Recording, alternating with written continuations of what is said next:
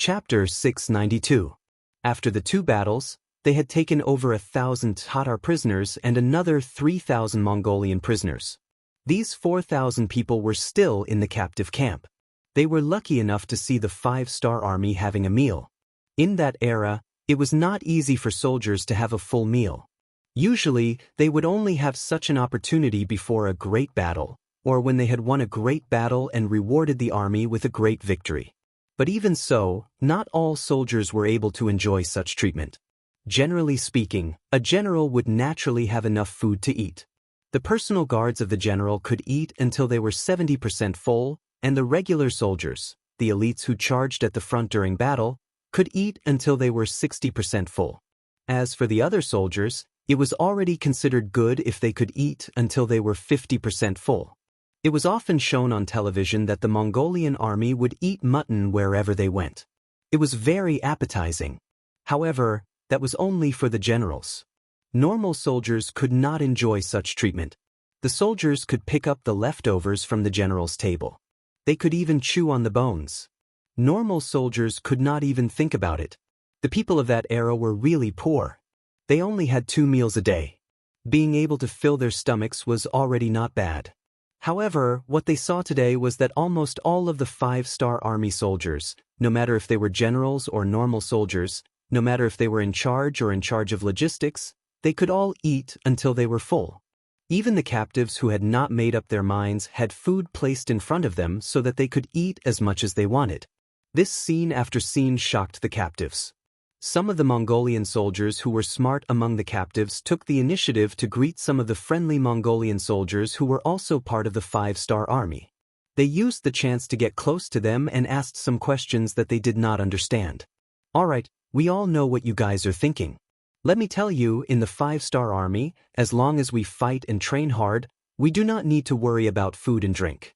Not only that, after we eat and drink, we still have food for our minds.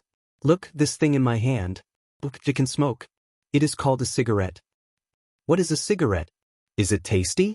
The Mongolian captives who saw it for the first time were interested.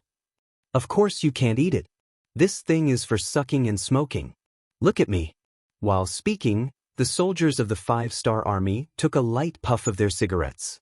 Then they put the cigarette into their mouths. After inhaling a portion of it, they slowly spat out a portion of it. They looked extremely satisfied. Aya, this thing is very interesting. Can you give me one to try? One of the captive soldiers asked curiously. That won't do. This thing isn't for normal use. It can only be earned during military exploits. In this battle, I killed 4 enemies and injured 1. According to the rules, I can get 45 cigarettes, which is more than 2 packs. If I save some, it will be enough for me to live freely for a while. After saying this, the warrior turned around and left. It was as if his spoils of war would be snatched away by the captives if he stayed. One by one, the 5-star army veterans were called over by the captives. After showing off for a while, they turned around and left. Did you think that these veterans were so kind as to chat with the captives? They were only doing so because they had military orders and wanted to satisfy their vanity. However, it was this kind of teaching that greatly stimulated the captives who had no choice but to lower their heads. Originally, they had no choice but to surrender in order to survive. But now, it seemed that there was no harm in surrendering. It might even be a new hope in life. Yang Chendong didn't care about the captives. He firmly believed that the environment could change a person. His attention was focused on the situation in front of him. This time, he had defeated the Mongolian army with a large number of firearms. Presumably, the news of him coming to the prairie could no longer be hidden. In addition, he had defeated Horror's 5,000 cavalry. In the outside world, there should be a lot of people paying attention to him. Since that was the case, he might as well not play hide and seek and stand out. Since he was going to make it public, Yang Chendong decided to take his first step in the prairie and build a city. Regardless of whether it was for the sake of logistical supplies or for the treatment of the injured and the expansion of their influence in the future, a stable city was a must. After standing in front of the sand table for a long time, he pointed to the land of Arakumaki that he had been studying for a long time. Arakumaki, in the Inner Mongolia Autonomous Region, Shi'i and Jiren Gaole. According to Chindi's book, Emperor Taizu wrote, Arakamaki Wandong, Luji na Tunshin, Mur Sutuo, Hahai Laoyen, Ajar Havendu, Ha Leoj Lu and other places. Thou shalt reside there. From these records, Arakamaki was located in the easternmost part. Occupying this place was equivalent to having a residence. Moreover, it was also very close to the Biming realm. In the future, no matter where he decided to extend his tentacles, it would be much more convenient. Most importantly, with a foundation, no matter what he did in the future, he would have fewer worries. What kind of people are there in Arakamaki? Pointing to the sand table, Yang Chendong asked Su Yunxing, who was standing by the side. Reporting to the 6th young master, there are only about 500 Tatar cavalry there. You also know that the relationship between Biming and the Walla is very tense. The closer we get to them, the more scarce our resources are. In order to survive, many of the people here have already moved away. Now, other than the cavalry, there are only about 1,000 Mongolian people. 1,000 people? That's too little. When we need to build a city, I'm afraid we won't even be able to find workers. However, this is the only thing we can do. Right? You've been to Arakamaki, right? How was the environment there? Although Yang Chendong felt a little regretful, how could there be anything perfect in the world? Su Yunxing hurriedly nodded. Yes, young master, I've been there. There were originally walls there. Later on, when Ming Qingzu went north to conquer the grasslands, it was repaired. The foundation is not bad, and the area it occupies is not small.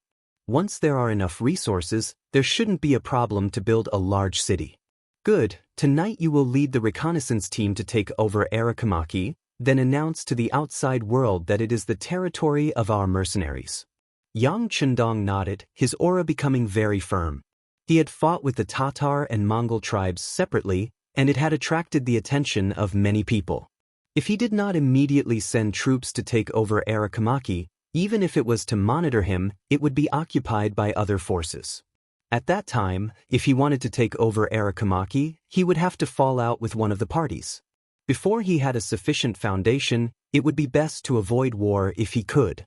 If the Vala, Tatar, Mongol, or even the northern Ming dynasty allied together to attack him, he was afraid that he would be exhausted to death with the few people he had.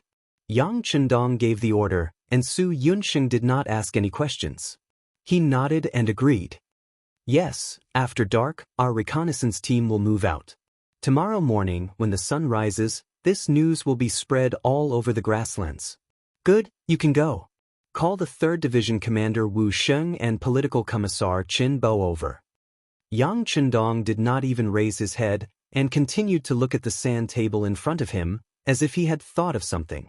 After a while, the 2 senior officers of the 3rd Division of the Cold Front appeared in Yang Chendong's tent. How is it? Are you feeling regretful that you didn't get to fight the last battle? As soon as he saw the 2 young officers with the rank of senior colonel, Yang Chendong pointed at them and asked jokingly. Hiding in the grassland was different from hiding in the forest. Without the protection of trees, hiding in the open grassland would naturally require a higher level of training for a cavalry unit to be able to launch a sudden attack. However, under Yang Chendong's theoretical guidance, Wu Sheng and Qin Bo still did as they were told. They had already achieved some results. It was still difficult to hide a division in the open grasslands, but it was possible to hide a company or even a battalion. Just think about it. When both sides were about to fight, a powerful enemy cavalry suddenly charged out from the ground. It was self-evident what the outcome of the battle would be. Thus, even though the 3rd Division of the Cold Front didn't make it to the last battle, they did not regret it. This was because they knew that the 6th young master's ambitions were far-reaching. There would be more battles to fight in the future. As long as they could train their troops to become stronger, there would be no lack of opportunities for them to perform. There are some regrets, but we believe that gold will shine. The 3rd Division of the Cold Front will always be the strongest cavalry unit. Political Commissar Qin Bo chuckled and said confidently, Yes, the 3rd Division of the Cold Front will always be the strongest. Commander Wu Sheng said with even more confidence. His expression was filled with determination. Good. Seeing the confidence of his two subordinates, Yang Chendong was very happy. His subordinates had to have this kind of spirit. They had to be invincible. Only this kind of army could become a true elite unit. Only this kind of army could win every battle. Yang Chendong was very satisfied with Wuxia and Xianxia's attitude. Then he began to assign tasks. It's like this. This time, I will teach you a very important and difficult mission. Cross the Daxing and Mountain Range. Cross the Liao River and Songhua River to reach Hai Town. There, you will receive a large amount of military resources from Crimson City and rush back here. Pointing at the location on the sand table, Yang Chendong said, I want the 3rd Division to be like Monkey Sun this time. Create havoc in the sky and make the Baiming army in the new Ergon district not dare to say anything. If they try to stop you, you can use the banner of loyalty. If they still dare to stop you, you can teach them a lesson. How about it? Any questions? Chapter 693. In order to establish a foothold in a place, military supplies and logistics were always the most important.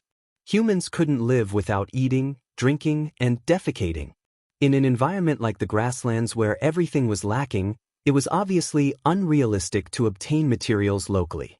They could only rely on transportation. Opening up a sufficiently safe logistical path was one of the most important things at the moment. After thinking about it, Yang Chendong finally chose the new Ergon metropolis for this logistical path. Although there were many Baiming army stations there, they had been closed off for a long time and didn't have enough strength. Such an army wasn't difficult to deal with.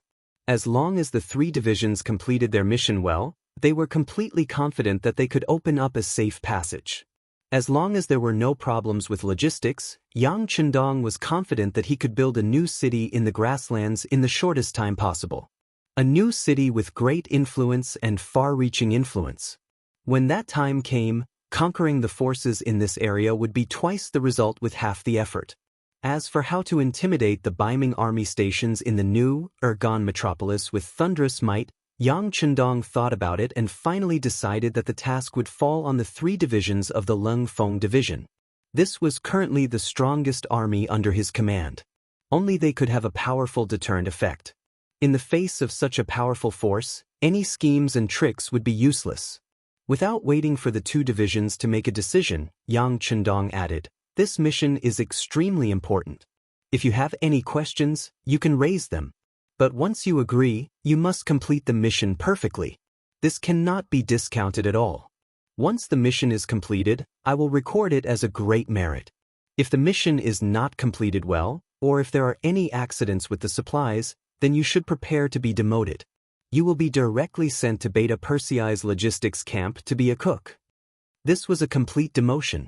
Making a division commander a cook, this kind of punishment could be said to be heavy. Wuxia and Xianxia couldn't help but be stunned, but they quickly recovered and said in unison, 6th young master, please don't worry. We will definitely complete the mission perfectly. If we can't do it well, we don't need to be cooks anymore. We'll just offer our heads. Wuxia was a standard soldier. The bigger the battle, the more excited he was. It was understandable that he would say something like that. It was also in line with his usual style of doing things. As a political commissar, Xianxia was full of scholarly aura. Unexpectedly, he could say such words, which surprised Yang Chendong. He looked at the 2 of them carefully and nodded after a long time. Okay, I'll remember your words. Young Master Ben is looking forward to your next performance. Pack up and leave early tomorrow morning. Xianxia's performance really made Yang Chendong's eyes light up. He even thought that since this person's character was so determined, then he should test him a little more. If there were no problems, then this person could be trained as a military supervisor in the future. It seemed like a waste for such a hot-blooded officer to become a political cadre. Xianxia didn't know that his performance in Yang Chendong's eyes would give birth to such a realization. After he and Wuxia gave a standard military salute, he left the command tent and called for an emergency meeting with the officers of the 3 divisions. After the 2 of them left, Yang Chendong's eyes fell on the map again. His eyes still fell on Arakumaki, the old city built by the great Ming dynasty in the grasslands. He imagined that after tonight's reconnaissance battalion took action, this city would belong to him. It would also become his first strong force in the grasslands. At this moment, he even thought of a name for this new city. Since it was going to start here, then it would be called the First City. Arakumaki, this city that had been abandoned by the great Ming dynasty, and who knew how many times it had changed owners, now looked extremely desolate. There were no traces of people walking around in the city at all. Only the dilapidated walls could be seen from time to time, and one could imagine the former glory of this place. It wasn't the first time Su Yunxing came here. But for tonight's military operation, he once again disguised himself and appeared here. In order to not attract attention, he only brought 2 of his trusted aides and the reconnaissance battalion's 1st company commander, Yen De, battalion commander. There are only 500 enemy cavalry and 1,000 Mongolian civilians. If we want to take over this place, why do we need to be so careful? I just need to move out and the mission will be completed. Yen De was very dissatisfied with the battalion commander's cautiousness. In his view, there was no need to spend so much effort on such a deserted city. Caution is the parent of safety. Su Yunxing shook his head. Then, as if he thought of something, he looked up at Yen De and said, "Commander Yen, people can have pride, but they can't have arrogance. If you continue to look down on everything like this, I will consider transferring you out of the reconnaissance battalion." Su Yunxing suddenly became serious, and Yen De was really afraid. With his ability, he was more than qualified to be a battalion commander in any regiment. Even if he went to the 3 divisions of the Cold Front, it wouldn't be a problem for him to be a battalion commander. But the position of the reconnaissance battalion was too important. Any battalion commander who wanted to see the 6th young master would be able to see the young master. So, he would rather be a company commander here than go to another unit. This was because he saw the importance of the reconnaissance battalion. Battalion commander, I was wrong. I am actually very careful when doing things.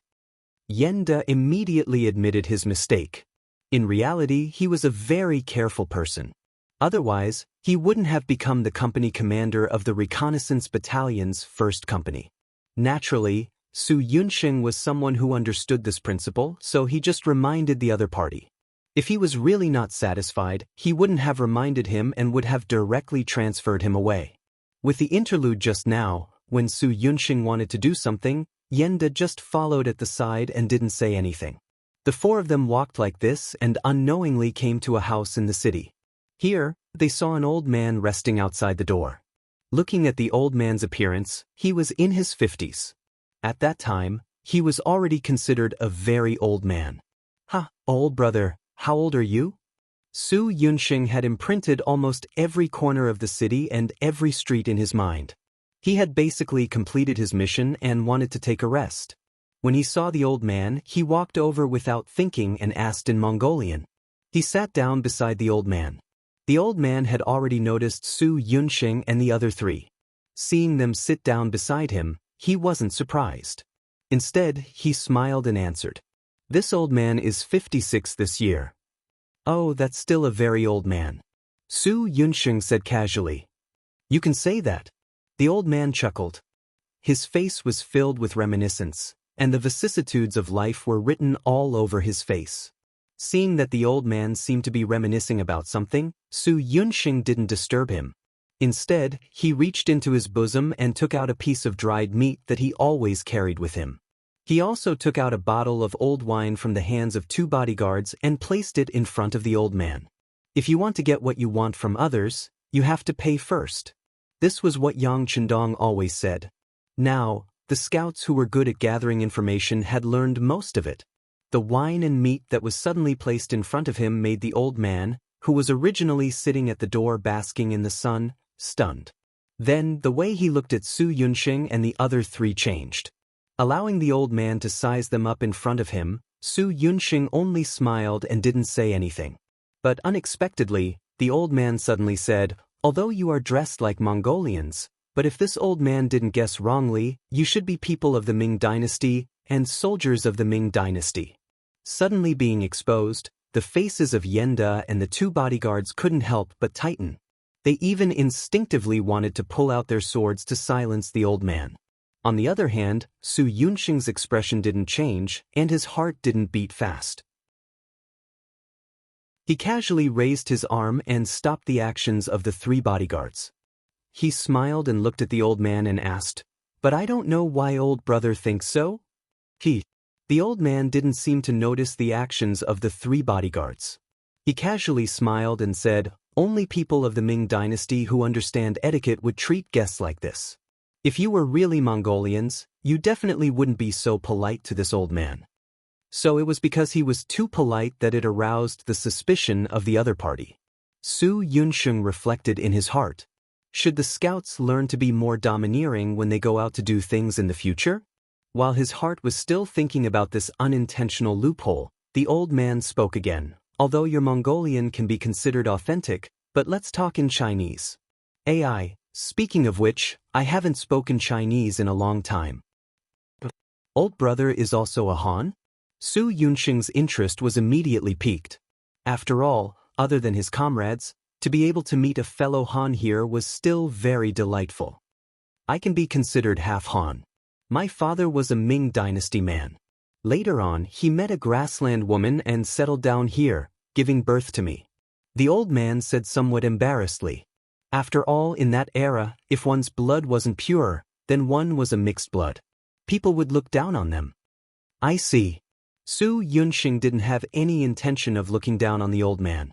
On the contrary, he was very curious about the old man's behavior in front of him. He had a feeling that this old man had some stories. "Old brother, I wonder if you can tell me your name?" "Name?" the old man said meaningfully. Then he sank into his memories for a while before saying, "This old man's Mongolian name is Zhang Shibao, Han name is Zhang Shibao. So it's Old Master Zhang. Nice to meet you." Su Yunxing very politely clasped his fist and didn't mention the old man's Mongolian name. He only said that it was a Han name to express a kind of closeness. Then, he said something that shocked Yenda and the 2 bodyguards behind him. "This little one's name is Su Yunxing. I'm the battalion commander of the mercenary scouts under the Duke of Loyalty." Su Yunxing actually directly revealed his identity. This was definitely not allowed by the rules of the scouts. Unless it was one of their own, as a scout, he absolutely couldn't reveal his identity. As the battalion commander, it was impossible for Su Yunxing not to know this. But he still did so. Naturally, Yenda and the 2 bodyguards were puzzled and puzzled. Chapter 694. Naturally, Su Yunxing had his own reasons for saying this. First, he found that this old man named Zhang Shibao was very honest. Otherwise, even if he saw through it, there was no need to say it. Because sometimes, a wrong word could cost one's life. Secondly, he felt that Zhang Shibao still had a good impression of him, or rather, of Ming Ren. Third, even if he made a wrong judgment, he was confident that he could make the other party stay and not let the news of him appearing here spread. Since that was the case, there was no harm in directly revealing his identity. It had to be said that Su Yunxing's courage was quite big, and this time, he made the right bet. Just after he reported his true identity, Zhang Shibao changed his unhurried expression and suddenly said with a shocked expression, "The Duke of Loyalty and Courage of the Great Ming Dynasty? Is it the Duke of Loyalty who is known as the God of War and defeated the Great Army?" Zhang Shibao also knew the name of the God of War.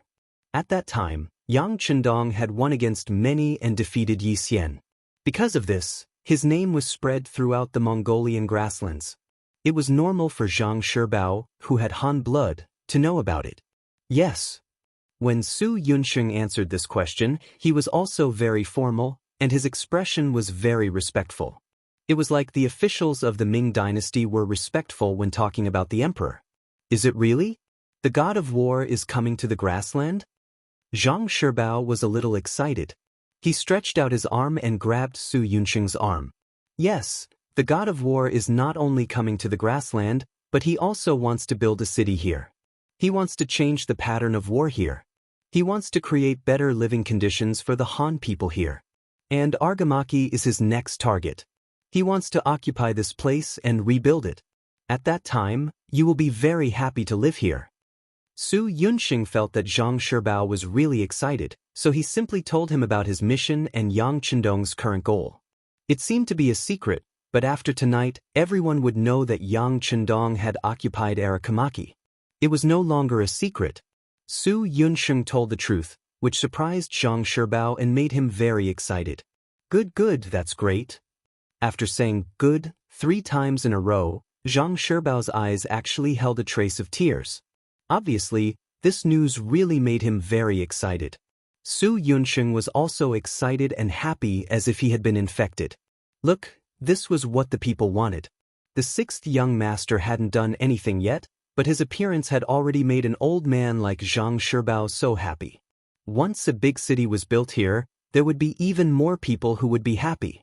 Once he had the support of the people, what was there to worry about? That's right. With the arrival of the war god, the future of the Han people will be much better. As long as they abide by the law, they will be able to live a better life than before. This should be what everyone wants to see. Su Yunxing nodded and continued with the idea of praising the 6th young master. Zhang Shibao's eyes lit up when he heard that. Then, he repeated thoughtfully, can the Han people really live a good life? Of course. You don't understand the war god. He has always been merciful to his enemies, but he is very good to the Han people. I'm afraid you still don't know that the former Jiaoji and Lansong kingdoms are now under the rule of the war god. The Han people there received a large amount of land and their lives are better than before by 100 times. If you have the chance to go there and take a look, you will see that the Han people's faces are filled with all sorts of smiles. That is happiness from the bottom of their hearts. A large amount of land that belongs to them. Zhang Shibao continued to repeat. His eyes revealed a look of yearning. Yenda and the 2 soldiers saw this and couldn't help but feel happy. This was because they also had a part to play in this matter. Just when the 5 of them were immersed in the hope of a beautiful future, Zhang Shibao's thoughts suddenly returned to reality. He looked at Su Yunxing and said, you guys should be here to act as the vanguard and prepare to occupy this place. Have you guys thought of how to deal with the Mongol cavalry? Also, how can we prevent them from destroying the spring in their desperation? Su Yunxing was about to confidently say that it was just 500 unguarded cavalry. Their reconnaissance unit would naturally be able to take them down easily. However, when he suddenly heard about the spring, his face was still filled with shock. Spring? What spring? You guys don't know? Zhang Shibao also looked at Su Yunxing and the other 3 with a puzzled expression. I really don't know. Please tell me, Elder Zhang. Su Yunxing's face was a little red as he lowered his head. Speaking of which, although the reconnaissance unit was powerful, it wasn't as pervasive as the security bureau. In addition, Yang Qindong had just given the order to take down Alakamaki, so it was reasonable that he didn't fully understand the situation here. This, actually, is not a big secret. However, not many people know about it. Alakamaki City, there is a spring here. It is also because of this that the problem of water source is solved. This is also the main reason why the great Ming dynasty chose to build a city here. Otherwise, wouldn't it be too troublesome to transport water from the Wulagu River? There are only about 1,000 people here. There are indeed 500 Tatar cavalrymen guarding this place. In fact, they are guarding this water source. Every half a month or so, the Tatar army will come here with water carts to collect water. The 500 cavalrymen here are prepared for this. From Zhang Shibao's words, Su Yunxing learned of another big matter. He also knew that tomorrow, the Tatar army would come to collect water. This unexpected news shocked Su Yunxing.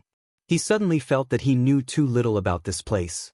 Even if it was because this was the first time they came here, even if it was because they hadn't come here the last time the Tatar army came to collect water, these were not the reason. The most fatal reason was that he didn't know enough. His meeting with Zhang Shibao was just a coincidence. However, he unexpectedly received this news, which was enough to make Su Yunxing feel that this trip was not in vain. If not for this matter, he would have brought the scouts here. It was very likely that he would have given the Tatar cavalry a chance to destroy the water source and the spring.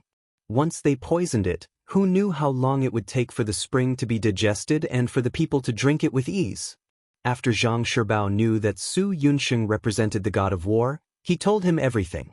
When it was almost dusk, Su Yunsheng left. Before he left all the food on him as a sign of gratitude and asked Zhang Shibao to keep this a secret. The four of them left Alikamaki as though they were passing by. Because there were only four of them, even if the Tatar cavalry in the city saw them, they didn't pay much attention. This was because, strictly speaking, Alikamaki wasn't under anyone's influence and no one wanted to forcibly occupy this place. After Su Yunsheng and the other three left Alikamaki, they immediately rushed to the command center. After dinner, they appeared in the headquarters.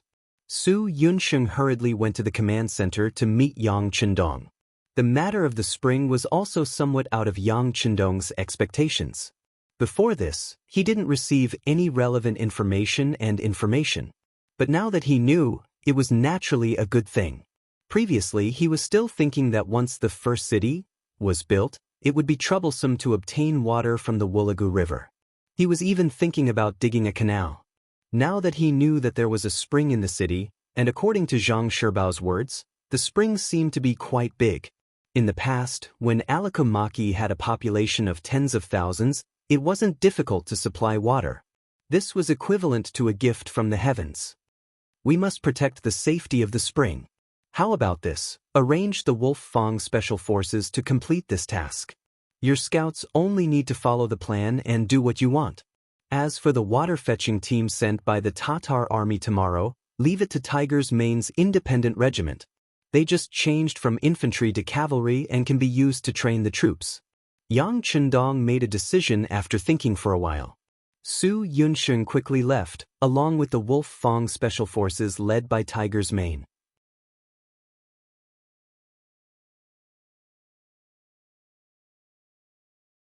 Chapter 695. The mouth of the spring was located in the middle of a courtyard that was not small. Rather than calling it the mouth of the spring, it would be more accurate to call it a well. Just beside the mouth of the spring, there was a pond in the courtyard. It was already filled with water and looked extremely clear. At night, a bright moon hung upside down in the water, giving people the feeling that they could fish the moon out of the water. Tai Hu and the others came to the high wall beside the small courtyard from all directions. Each of them was like a nimble fox, not making any sound or movement. After they observed closely from the surrounding rooftops, they noticed that there were dozens of breathing sounds coming from the row of houses beside the pond. Some were light, some were heavy, but most of them seemed to have entered a state of sleep. Since Zhang Shibao said that the Tatar cavalry might drug the mouth of the spring and destroy the water quality here, Tai Hu and the others had to be prepared. With a signal, the 20 members divided into different directions and began to divide the work. Some of them continued to monitor with their guns, some began to enter the small courtyard or the various exits near the mouth of the spring, and some had already jumped off the rooftops and approached the row of houses where the breathing sounds were coming from. Skinny Monkey was the most agile member. He was the first to arrive in front of the houses. Unknowingly, a weapon similar to a modern grenade had appeared in his hand. This was not a normal grenade, but a smoke bomb. Once it was fired, it would release a pungent smell, causing people to lose their ability to judge for a certain period of time and lose more than 70% of their mobility. Skinny Monkey was the first to arrive, followed by King Kong, Violent Ape, and the others. Each of them guarded a door, holding a smoke bomb in their hands. When all of them were in place, they looked at each other and 6 smoke bombs were suddenly thrown from the windows into the 6 rooms. In the silent night, the smoke bombs made a sound in unison. Oh, puff, choke. About 4 to 5 seconds later, there were bursts of shouts, curses, and screams coming from the houses. These sounds should have been like thunder in the silent night, but the sound of the cavalry charging at the city gate covered everything, so the sounds made here did not attract too much attention from the outside. Even though no one was paying attention, it didn't mean that the members of the special forces would go easy on them. On the contrary, their attacks began at the same time. The smoke grenades emitted a pungent smell, causing the Tatar cavalry to rush out of their rooms. Then, like dumplings, they were knocked out one after another. There were only 6 rooms, but 50 Tatar cavalry rushed out of them. In the end, apart from 2 people who resisted fiercely and suffered light injuries, the other 48 people were knocked out before they could even figure out what had happened. Search. After taking control of the situation, Iron Tiger gave the order. The members of Wolf Fang worked together and quickly found a large amount of poison in the room. Among them, they found a lot of arsenic, nux vomica, and other things. These things melted in water, and after being consumed, they would appear to be poisoned. It was hard to imagine what would have happened if Su Yunxing hadn't found out about it. If the mercenaries didn't know that the water source had been destroyed, what would have happened after the army drank the water? Come, bring the 2 wounded over here and let them drink the water in this pool. Iron Tiger was shocked and a little angry. Looking at the 2 wounded Tatar cavalry, he couldn't help but feel angry. If the 6th young master hadn't said that building the city required too much manpower, he would have killed them. But he could avoid the death penalty, so let them taste the water. If there really was a problem, they could only blame their bad luck. There was no time to poison them, or it could be said that they didn't think that someone would target them, so there was naturally no problem with the water. The 2 Tatar cavalry calmly drank the water. Seeing that everyone was safe, Iron Tiger let out a sigh of relief. He ordered his men to guard this place and not allow anyone to come close without orders. On the streets of Arakamaki, the sounds of killing had already become one. When the appointed time arrived, the cavalry of the reconnaissance unit began their attack. The first to be attacked were the 100 Tatar cavalry responsible for tonight's night watch. They thought that it would be an ordinary night like any other.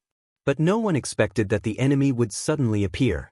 While they were still far away, the sound of arrows piercing through the air could be heard. Most of the Tatar cavalry didn't even have time to react before they were injured. A few of the cavalry reacted faster. They had just mounted their horses when they were surrounded by at least 3 or 4 scouts. After a round of wild attacks, they were injured and fell off their horses. Yenda was responsible for leading a company of scouts to deal with the sleeping Tatar cavalry. Even though Yenda only had 100 soldiers under him, they had attacked suddenly, taking advantage of the element of surprise. By the time Yenda launched his attack, most of the enemies were unarmed. The result of this battle was naturally easy for Yenda to take down the enemy easily. This battle really wasn't worth writing about. The enemy's strength was weak. If they were strong soldiers, they wouldn't have been assigned to guard a meaningless city. It was another surprise attack. From the beginning to the end of the battle, less than an hour had passed. Of the 500 Tatar cavalrymen, only 4 were killed because of their fierce resistance, and 30 were lightly injured in the resistance. The rest were all alive. Arakamaki had changed hands at this moment. A shining signal flare rose into the sky. Yang Chendong, who was waiting in the distance, led the main army to move towards Arakamaki. From today onwards, the first city that was under construction would become their headquarters in the north. The 3 divisions of the Cold Front Division didn't go with the main army to the future first city. Instead, after a good night's rest, the army suddenly retreated east the next morning, heading towards the new Gondusi region. They had a new mission, to open up a new logistical supply line.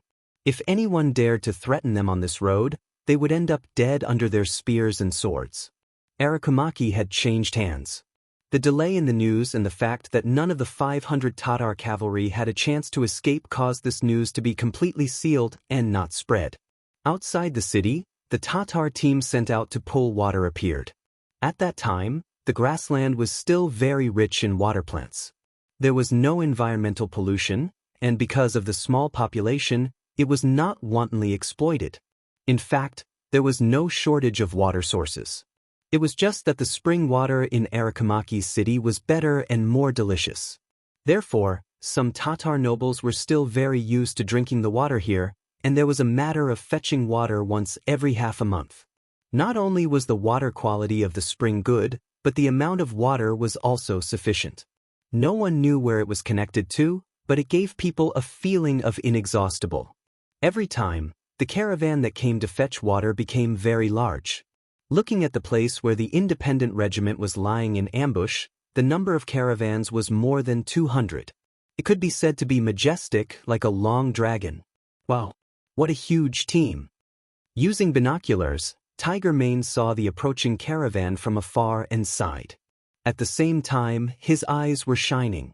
He was afraid that there would not be many people coming. If that was the case, there would be no meaning in fighting. Reporting to Commander, the scouts report that the enemy has a total of 200 carriages, 5,000 civilians, and about 1,000 cavalry. Deputy Commander Xen Honghai lowered his voice and came to Tiger Mane's side to report. Xen Honghai, the deputy commander of the independent regiment, was from Chichen City. He had been an auxiliary soldier, cold front squad leader, platoon leader, and company commander. Later, because of his courage and calmness, he was chosen by Yang Chendong and transferred to the independent regiment to assist Tiger Mane in his daily work. Because of Tiger Mane's multiple identities, when he was not around, Xen Honghai was mainly responsible for the regiment's work. Only 1,000 cavalry? Tiger Mane, who was originally eager to give it a try, was like a deflated balloon. His fighting spirit was reduced by half in an instant. He originally thought that it would be the enemy cavalry, but he did not expect that there would be 5,000 civilians. In this way, this battle really did not have much of a start. If they were not evenly matched, it would not show the strength of the independent regiment, right? This was the difference between mercenaries and other armies. Other people were afraid that the opponent was too strong and would be dangerous when fighting. However, when it came to mercenaries, they despised the opponent for being too one-sided. It would not be satisfying to fight, and it would not show their strength. With only 1,000 cavalry opponents, Tiger Mane felt dispirited. When he looked at Xen Honghai, who was unusually excited, he decided to do him a favor. "All right, Deputy Commander Xen, the command of this battle will be handed over to you. But remember, the 5,000 civilians cannot be hurt. Young Master wants to build Sure City, so he needs a lot of manpower. These are all good labors." "Understood. Please rest assured, Commander." Xen Honghai patted his chest and said with a face full of assurance. Then he turned around and left, as if he was afraid that Tiger Mane would change his mind if he stayed any longer. Tiger Mane was Yang Chendong's subordinate, so naturally, he did not have to worry about being promoted. Xen Honghai had relied on his own hard work and ability to get to where he was today. Although he was only in his early 20s and could be considered a relatively young deputy commander, since he was born in the cold front, the world in his heart was much bigger than that of ordinary people. His dreams were also much broader. After receiving the military order, Xen Honghai immediately called over the 10 battalion commanders who had just been reorganized from infantry to cavalry. "Commander has already handed the battle mission to me. Now, I order each battalion to send out 100 cavalrymen to attack the enemy's cavalry with me. The other cavalrymen will be responsible for guarding the 5,000 civilians pulling the water wheel. Since the enemy only had 1,000 cavalrymen, in order to train the ability of his subordinates, he naturally would not send out too many cavalrymen. Only when the number of soldiers was equal could it be a form of training. A battalion had 400 people, but only 100 of them could go out. This made the 10 battalion commanders somewhat unhappy. 2 of the young and energetic battalion commanders clamored that they would send out their own battalion to ensure that they could deal with the enemy's 1,000 cavalrymen.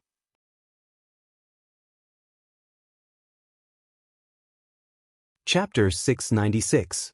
It was naturally a good thing for the officers to have strong confidence. However, this wasn't the time to flaunt their heroism. How could Xen Honghai agree to this? With one sentence, if anyone dared to speak out of turn, even the mission of 100 men would be cancelled. Sure enough, the battalion commanders became well-behaved.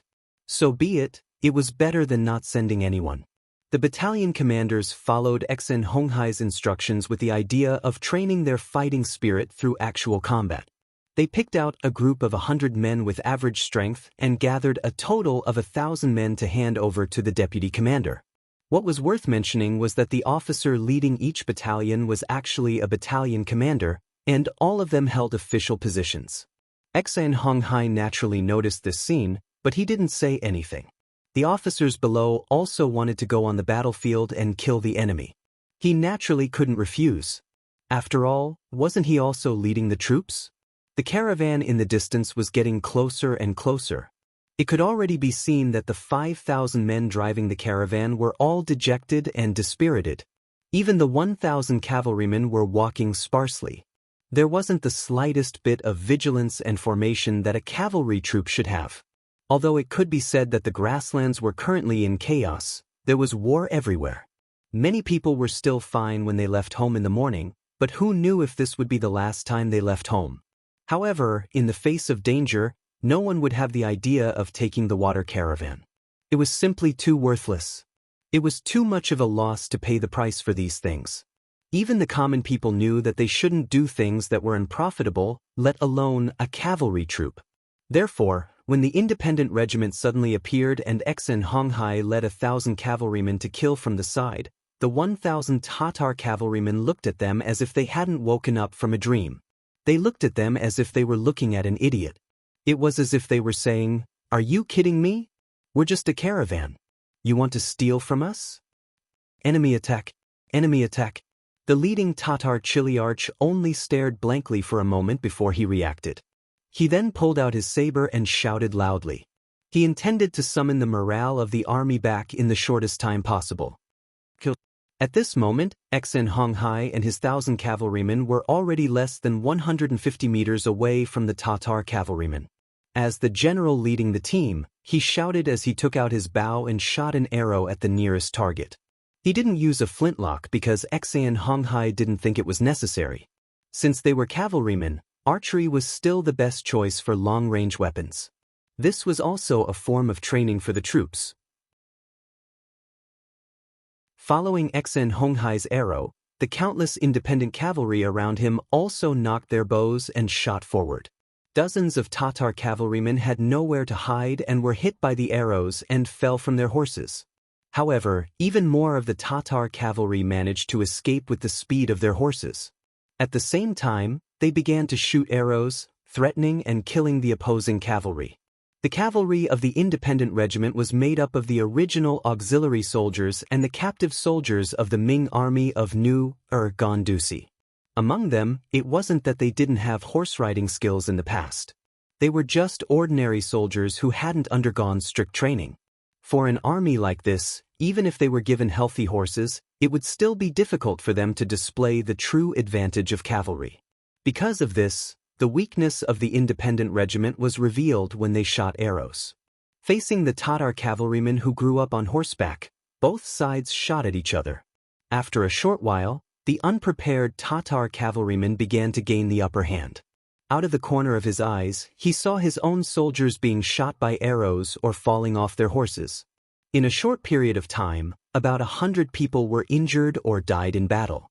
Xianxia clenched his teeth in heartache.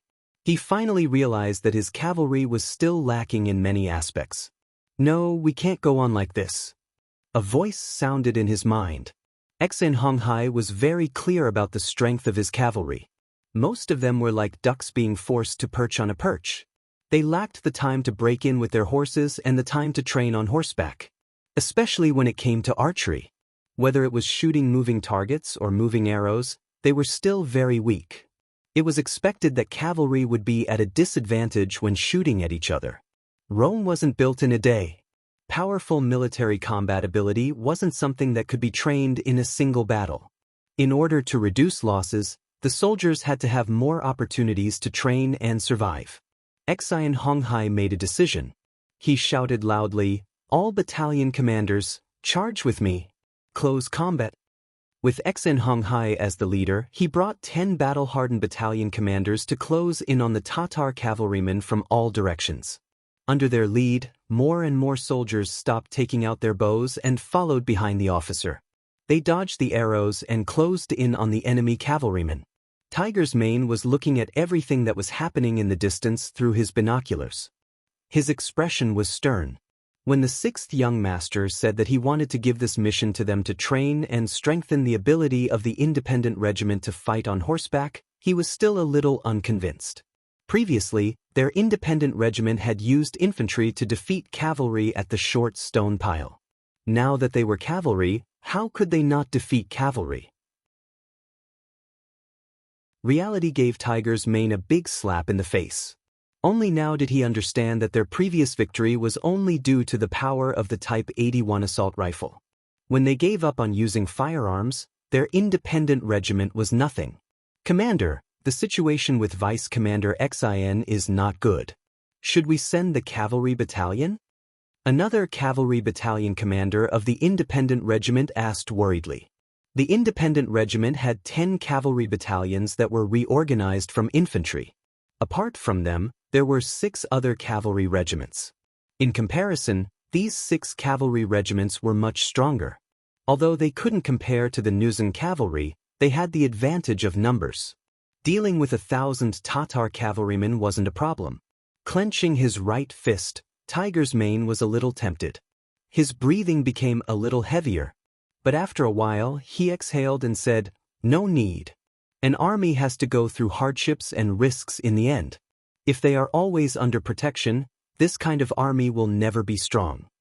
Tiger's Mane didn't order the main force to go out and help. This was because he knew that an army that hadn't undergone a transformation wasn't a strong army. It was also because he believed in his vice commander, Xianxia. He believed that he would be able to obtain the final victory. Not letting Tiger's Mane down, Xianxia really did give up on long-range attacks when he discovered that the situation wasn't good. He changed to close combat. He relied on the incomparably sharp saber in his hand to shorten the gap between the two sides. When Xianxia brought his 10 battalion commanders to the front of the Tatar cavalry, the saber in his hand continuously swung down. The enemy's cavalry formation that had just gathered was scattered. The advantage of archery was suppressed. Taking advantage of this opportunity, more and more of the independent regiment's cavalry rushed over. The situation began to turn in their favor. The soldiers of the independent regiment couldn't be more familiar with the saber training. When they didn't have war horses, one of the things they had to do every day was to hack their saber 1,000 times a day.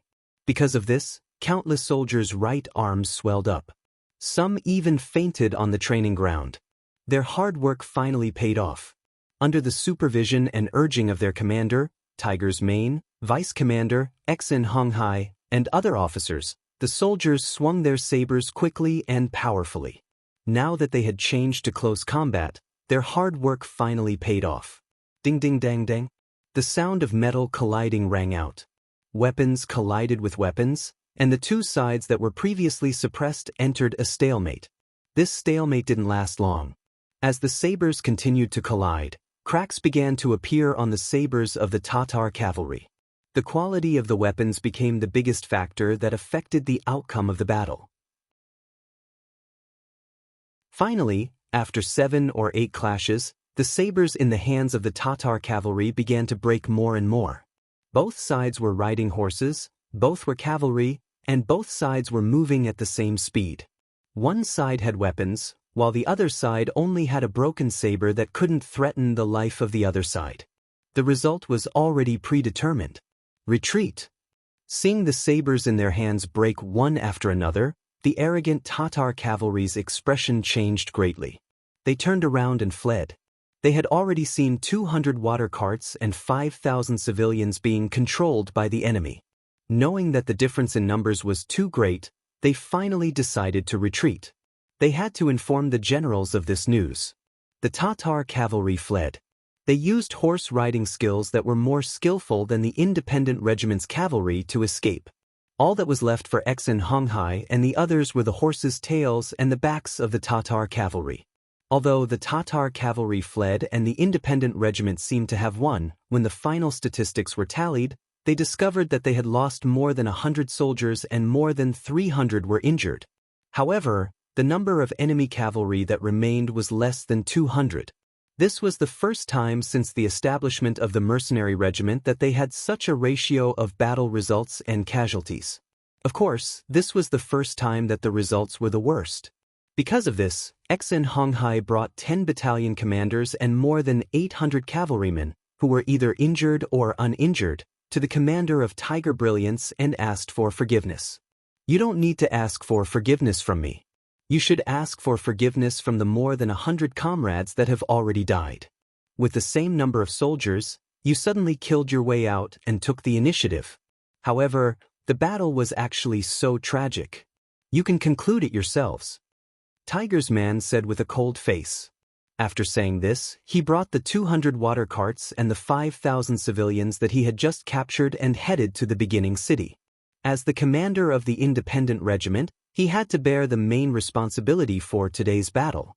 He had to personally ask for forgiveness in front of the 6th young master. Aramatki had been officially renamed as the beginning city by Yang Chendong. After the name change, the city seemed to be glowing with youth. The city was bustling with activity.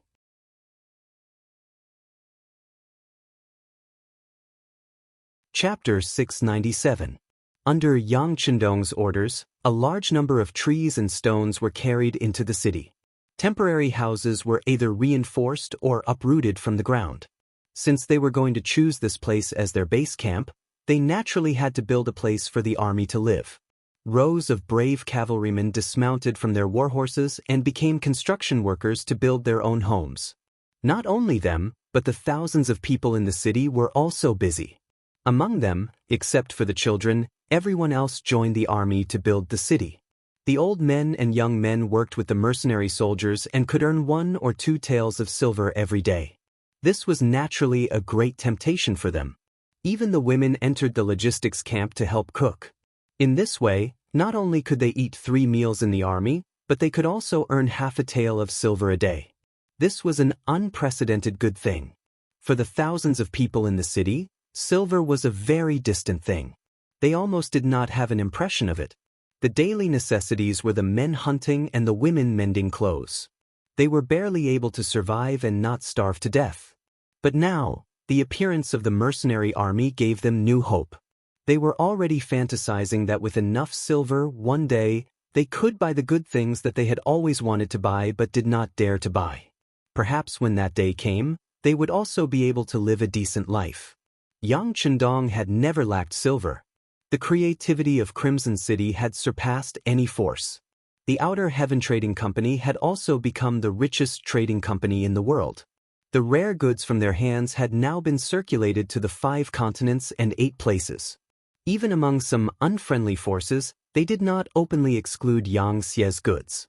After all, there were some things that even the aristocrats and royalty liked. Once they were openly excluded, they would no longer be able to get the goods that they liked and the items that could make their quality of life reach a higher standard. As the saying went, it was easy to do things with silver. Yang Chendong firmly believed that when a large sum of silver was spent, it would attract more people to come to the beginning city, either to work or to settle here. It would not be long before this place would become a big city, a strong city.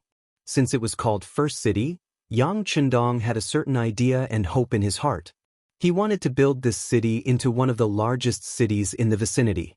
In order to achieve this goal, he had to expand the original area of the city to more than 10 times its original size. This required an astronomical number of workers. Just as he was thinking about the lack of manpower, Tiger's mane arrived. Yang Chendong laughed heartily when he heard that. Very good. Arrange for them to start working immediately. All right. In order to let them put in all their strength to the maximum, you can tell them that if they perform well, not only will they regain their freedom, but they will also be paid several times more than outside. Yang Chendong seemed to be in a good mood. When Tiger's mane agreed, he took the opportunity to talk about the performance of the independent cavalry on the battlefield. In the end, he even took the initiative to reflect on himself, saying that he had failed in his leadership and asked for punishment. The 10 cavalry battalions that were established after the independent regiment were not trained by Tiger's mane. They were just ordinary soldiers from the Baiming Guards. In terms of military quality, they could only be said to be average. If not for the fact that he did not want to reveal his identity and whereabouts at that time, he was afraid that these people would have been released at that time. However, since they had stayed for such a long time, and after they understood the situation of the mercenaries, they also wanted to join. Yang Chendong naturally could not refuse. This gave them the opportunity to enlist in the army and even become a glorious cavalry. However, a weak foundation was a weak foundation. This was an indisputable fact. This battle had already exposed too many of their weaknesses and shortcomings. Normally, if it were any other general, they would have given up on this kind of army. After all, training a qualified cavalry required a lot of energy and financial resources.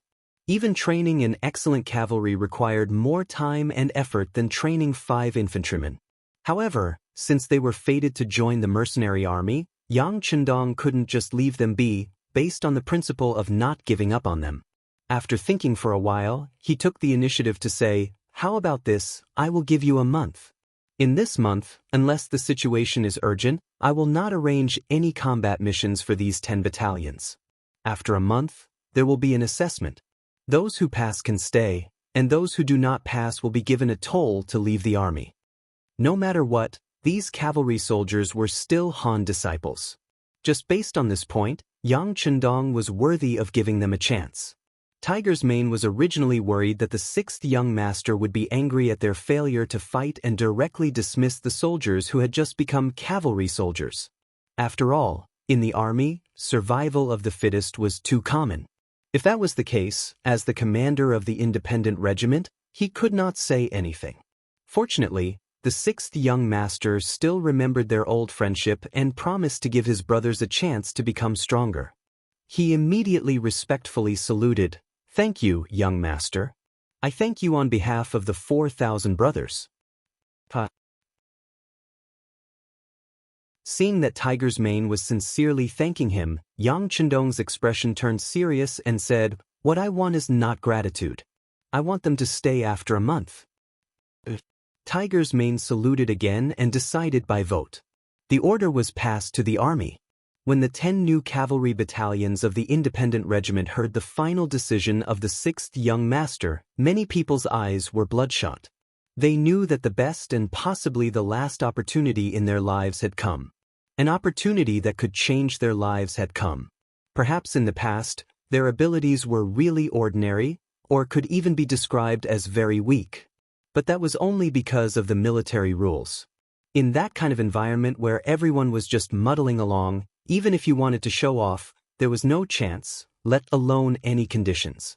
Think about it, an army that could barely fill their stomachs, what kind of strong combat power could they rely on? But now their eating, drinking, and pooping were not a problem. They did not even need to build a city like the 2 reinforced cavalry regiments and the Nuzan cavalry regiment. Instead, they only needed to focus on training. In such an environment, if they still couldn't raise their strength within a month, then they were really trash. They really didn't deserve anyone's sympathy and understanding. Although they still could not be like the Nuzan cavalry regiment in a month's time, they were at least stronger than ordinary cavalry and reached the standard of second-class cavalry. With this belief, the independent regiment went out of the city to train every day at dawn. They would only return when the sky was completely dark and they could not see. Then, after dragging their tired bodies to eat a full meal, they quickly entered the temporary barracks to rest. They trained for at least 12 hours every day, but no one complained about being tired. They were all working hard to change themselves and improve themselves. The independent regiment was changing at an astonishing speed. Just like them, the beginning city was also changing day by day. When the simple barracks were built, Yang Chendong gave another order. Some of the old houses in the city were demolished one after another. The stones and wood that were taken down were used to build the outer city wall. In Yang Chendong's eyes, most of the original buildings in the city were not up to standard. Not only were their houses built simply and not sturdy enough, but even the layout was too messy. The streets were too narrow and there was no planning. No matter how big the territory of such a city was and how many people it had, it still gave people the feeling that it was extremely backward. Since the city was named by him, it had to look like a big city. For a time, the city began to become empty. More and more uninhabited houses in the city were demolished to build the big city wall. In this manner, after merely 10 days had passed, there was an additional solid outer city that was 6 to 7 miles long outside of the beginning city. Looking from afar, it had a trace of majestic appearance and the embryonic form of a large city was beginning to appear. The movement in the beginning city naturally attracted the attention of the other forces in the surrounding area. This was especially true for the nearby Tatars. Originally, the first city belonged to them. Now, not only was it occupied by someone else, the 5,000 commoners who were sent to fetch water were also snatched away by someone else. Out of the 1,000 cavalrymen that were sent out, about 200 of them had died. This was already considered hatred. It was a kind of hatred that had to be avenged. Not only the Tatar army, even Haruruachu of the Wara, who had suffered a loss at the hands of Yang Chendong, had also sent out scouts to inquire about them after losing the battle. The movement in the beginning city was big enough. Of course, it had attracted their attention. For a time, they were eager to give it a try. In addition, there were also the Mongolian tribes in the Gobi Desert. Khan Sud suffered a great loss at the hands of Yang Chendong. When he returned to the tribe, he was also criticized. This made him feel ashamed. At this time, the scouts sent back news that they had found the 5-star army that had once caused them a loss. They were building the beginning city. But at the same time, there was another piece of news. That was, the 5-star army was actually a mercenary army. Their leader was the war god of the great Ming dynasty who had defeated the leader of the Wala, Yisen. He was the great Ming dynasty's Duke of Loyalty, Yang Chendong. The 5-star army was a mercenary army. The army that was building the beginning city was a mercenary army. When this news was intentionally released by Yang Chendong, it quickly shocked the area. Some of the forces that were originally eager to make a move couldn't help but suppress the idea of making a move. They decided to wait and see first. Who was Yesen? Presumably, there was no one in the grassland who didn't know about him. In the coup 3 years ago, this person defeated the great Ming dynasty's hundreds of thousands of main forces. At one point, he almost breached the capital of the great Ming dynasty. How glorious was that? However, such a powerful person with a powerful cavalry team was still defeated by a Han scholar in his early 20s. After the war, this person also received an even more resounding nickname, War God.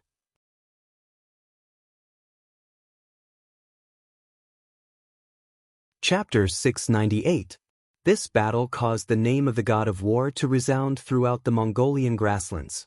This made many people want to get to know this person better. Now, this person had appeared on the grasslands and was in front of them. As the saying went, a person's name was like a tree's shadow. After he announced his name, who knew how many Mongolian soldiers were afraid? They had no choice but to withdraw their evil claws. They wanted to take a look first. The construction of the first city was still in full swing.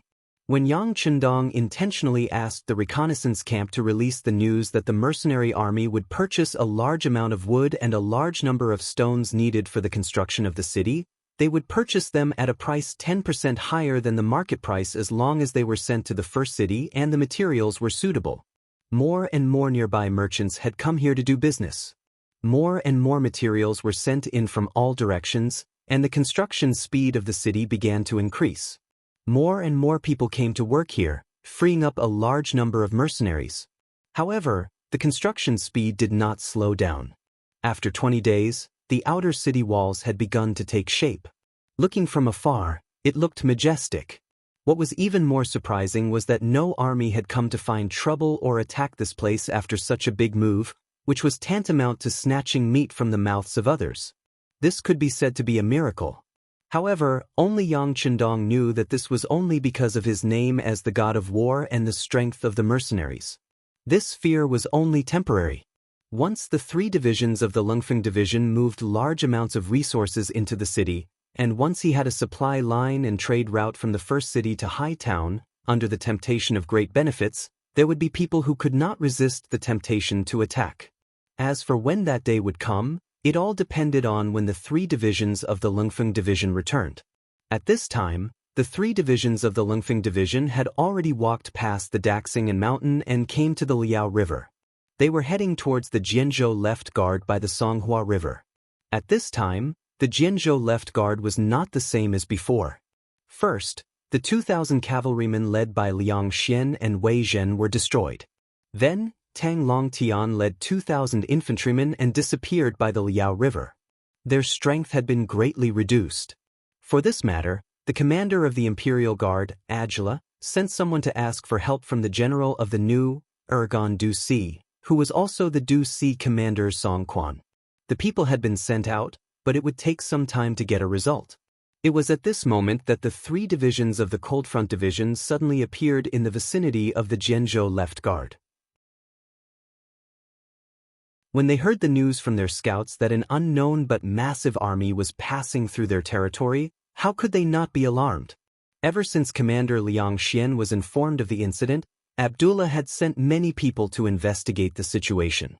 At one point, the incident had even alerted the embroidered uniform guard stationed in the new Gandusi region. It had to be said that this organization was very capable. After they began to pay attention to this matter and sent people out, the news quickly spread that this incident was most likely done by the 5-Star Army. The 5-Star Army's actions in the new Gandusi region were indeed very low-key. Perhaps many people didn't take them seriously. However, what did the embroidered uniform guards do for a living? They were good at grasping details. When they were certain of something, they could even fabricate details if there weren't any. Not to mention, the 5-Star Army had thousands of brothers. They had long taken note of such a force, but they didn't pay attention to the high level. After visiting, the embroidered uniform guards first locked onto Ding Shan, who had made a deal with the vice-chiliarch of the Twin Cities Guard, Zhang Mingji. After drawing a sketch of this person and comparing it, the name of the 5-Star Army's reconnaissance company commander came out. Everything was settled. After the incident was reported, the 5-Star Army became the main opponent of the Baiming Guard's army. They were an existence that everyone wanted to kill. However, for some reason, the targets suddenly disappeared. It was as if they had evaporated from the world. They couldn't find their location. Speaking of which, since they couldn't find the 5-Star Army, they could only continue to investigate. At this moment, the 3 divisions of the Cold Front Division appeared.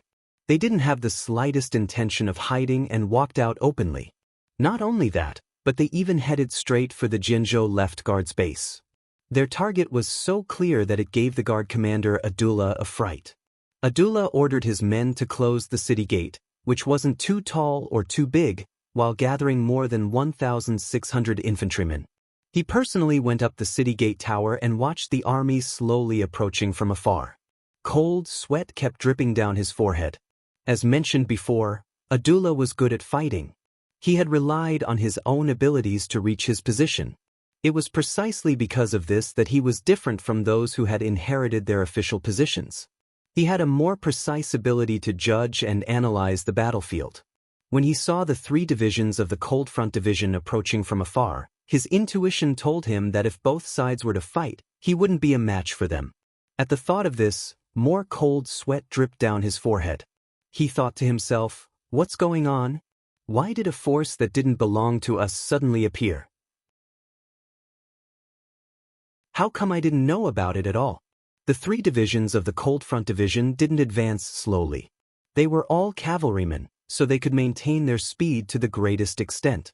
In addition, Yang Chendong had ordered them to make a big fuss, so they didn't have to hide anything along the way. Their speed became faster and faster. The army that was still far away soon arrived at the foot of the Jianzhou left guard city. The 2nd Regiment, which was in charge of the vanguard, also arrived at the foot of the city and began to get into formation. Chen Bo, who was the regiment commander and the political commissar of the 3 divisions, was the first to leap out of his horse. When he looked up, he saw Abdullah looking at him from top to bottom. The 2 people's gazes met at this moment. After about a breath of time, Chen Bo took a loudspeaker that could be used as a loudspeaker and began to loudly shout, "The generals on the city walls and the soldiers of northern Ming, listen up. I am an officer of the mercenary army under the command of the Duke of Loyal and Bold of the Great Ming. This time, I came from afar without the slightest bit of malice. I just want to borrow your path. As long as you don't act rashly, your safety can be guaranteed." Chen Bo stopped after shouting this sentence twice. Under his signal, a bow and arrow carrying a letter was shot up the city wall tower and landed at Abdullah's feet. The Great Ming Dynasty's Duke of Loyalty and Courage? Abdullah muttered something under his breath as he picked up the bow and arrow that had fallen to the ground. He then opened the letter and read it. The contents of the letter were even more detailed and confirmed what Chen Bo had said earlier. When the great Ming dynasty's Duke of Loyalty and Courage heard that the Walla in the north intended to invade the border, he had already arrived at the grasslands in the north. He wanted to build a rear base called Sure City there. However, considering the shortage of supplies, he needed a sufficiently safe logistical path. Thus, he chose the new Urgan-Dusi area. The Jianzhou left guard city's defensive position happened to be on the chosen supply route. The introduction in the letter was quite detailed. It explained the cause and effect of the matter very clearly and also expressed a certain degree of goodwill. In other words, they were only borrowing the route and did not have the slightest intention of staying in the new Urgan-Dusi area or occupying a territory. They also asked for the other party's cooperation. Of course, if the other party had any ideas, sorry, but it was not impossible for them to fight. At the end of the letter, Yang Chendong also said that the Han people in the world were originally one family. This time, he was helping the Han people to deal with the foreign tribes in the north. However, if someone dared to play any tricks behind his back, he did not mind taking action to deal with the foreign forces first. By then, whoever wanted to use the mercenaries would have to pay 10 times, 100 times, or even 1,000 times the price. The great Ming dynasty's Duke of Loyalty and Courage was nicknamed the God of War. Not to mention, during the year that this person went to the south, he had successively defeated the troublemaking Huang bandit army and destroyed Jiaoji and Kanglin nations. This was something that even the great Ming dynasty could not do. Now that Yang Chendong had done it, how could such a person be easy to deal with? Now that this person had appeared in his line of sight, Abdullah already had the feeling that he was no match for this person even before the battle started. Then again, he was only a commander of the Imperial Guard and his authority was limited. Such a major matter was not something that he could make the decision on. He still needed to seek instructions from the higher-ups and listen to their arrangements. Abdullah did not want to offend the other party, so he quickly replied, "General, this matter is of great importance. Please allow me to seek instructions from the higher-ups before making a decision. Of course, to express our goodwill, we will do our best to provide you with food during the few days that you are waiting. Is that all right?" The supplies needed to be prepared and shipped from Qiqian City to Hai Town. It would take some time for them to be shipped by sea. What the Lungfang's 3 divisions had the most now was time. What they needed to do was to make use of this free time to build up their invincible influence. Therefore, it did not matter where they stopped as long as they could intimidate the enemy. "Alright, we agree. General, please make the application to the higher-ups as soon as possible." Chen Bo agreed on behalf of the 3 divisions. With a wave of his hand, the cavalrymen dismounted and began to set up camp 5 miles in front of Jian Province's left guard. Abdullah returned to the barracks from the city tower and immediately wrote an urgent letter. He then ordered his trusted aide to deliver it to the city where the commander was stationed. After that, he arranged for the soldiers in the barracks to send some extra food to the foot of the city in baskets. Speaking of which, after losing 2,000 cavalrymen and 2,000 infantrymen, they still had a lot of food left. The Lungfang's 3 divisions did not hold back and arranged for their soldiers to receive the food at the foot of the city. They did not seem to be on guard at all, which showed that they had no ulterior motives. This made Abdullah feel more at ease. The fact that the other party was willing to accept the food meant that they were expressing their goodwill. In this case, the other party should not attack anymore. Otherwise, why would they go through so much trouble?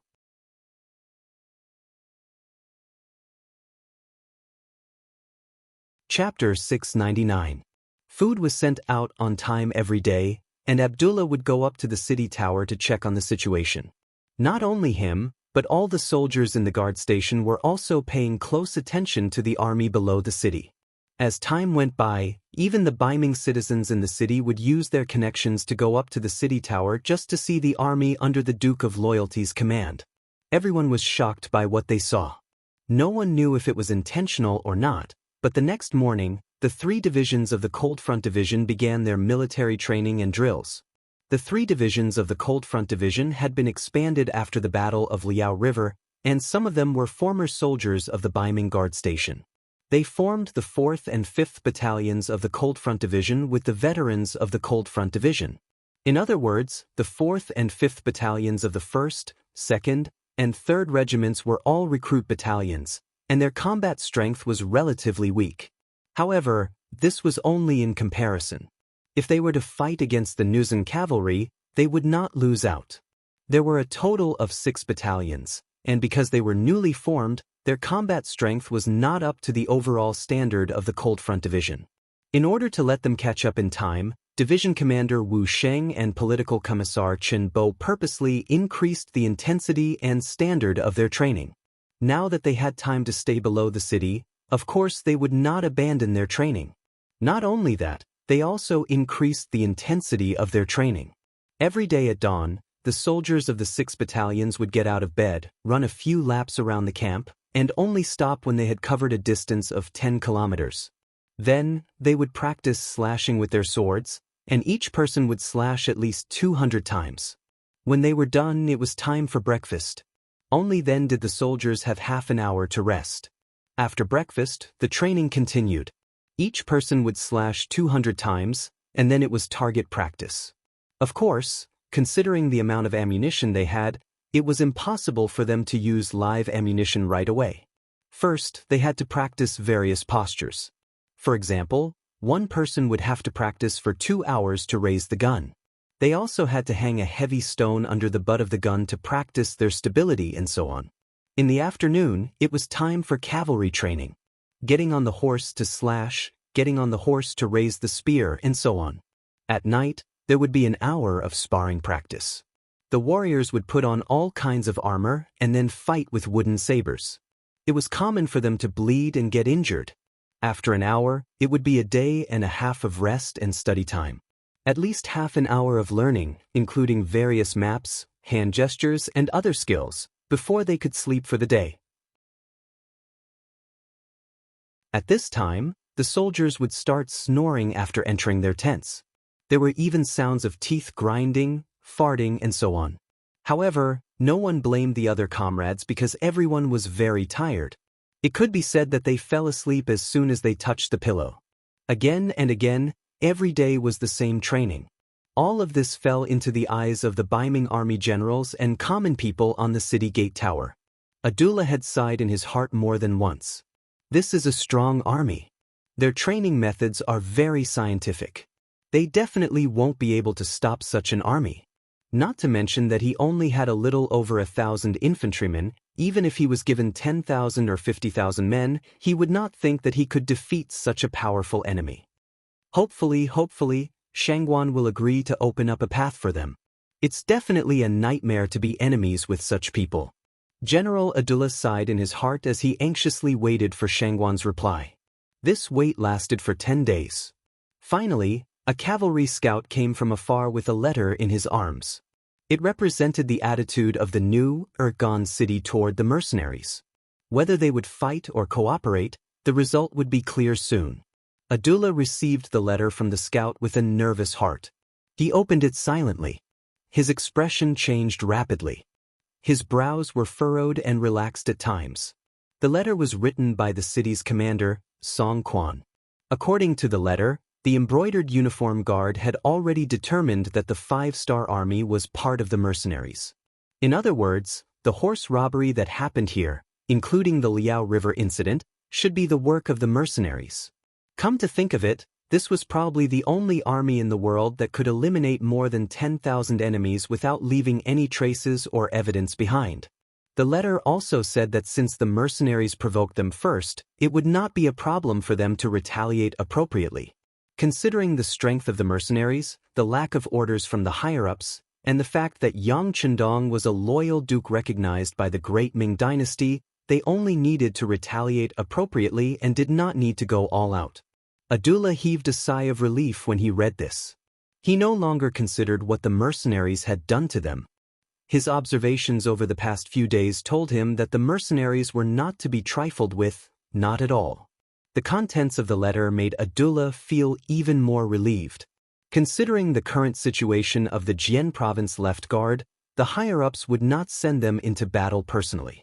It was not just the Jian province left guard. Even the larger Jian province guard and Shenyang Central Guard did not have any cavalry, so they did not need to use them. This time, the higher-ups would directly send 3,000 cavalrymen to test the mercenaries' capabilities. What Abdullah needed to do was to stand below the city gate tower and record everything that happened from the beginning to the end of the battle in detail. He could then report it truthfully when he returned. After reading the letter, Abdullah had mixed feelings. The higher-ups were not willing to let the mercenaries off easily. They wanted to be selective and test them appropriately. However, was this necessary? Perhaps 10 days ago, when the 3 Lingfeng division masters had just arrived, Abdullah also had the same thought. However, after watching the mercenaries training for 10 days, especially after watching the 3 divisions 9 Lingfeng division battalions train, he had long given up on such thoughts. The 9 battalions were quiet, but when they moved like flood dragons. Not only were their horsemanship superb, but they also practiced chopping 500 times in a row. Not only were there sufficient numbers, but their speed was also very fast. He had seen with his own eyes the wooden stakes that had been set up to act as imaginary enemies being split in half in a very short period of time. That saber seems different too. It's sharper and tougher than ours. Abdullah could not help but sigh as he thought about it. Then, he began to look forward to the outcome of the 3,000 cavalrymen sent by the higher-ups. He also wanted to encourage his own cavalry, but for some reason he could not muster up the strength to do so. In the military camp outside the city, Division Master Wu Sheng had just returned from his chopping training. Compared to the ordinary Lingfeng warriors, he had set himself a requirement of 600 slashes in a row. While he had to make an extra 100 slashes, the time requirement was the same.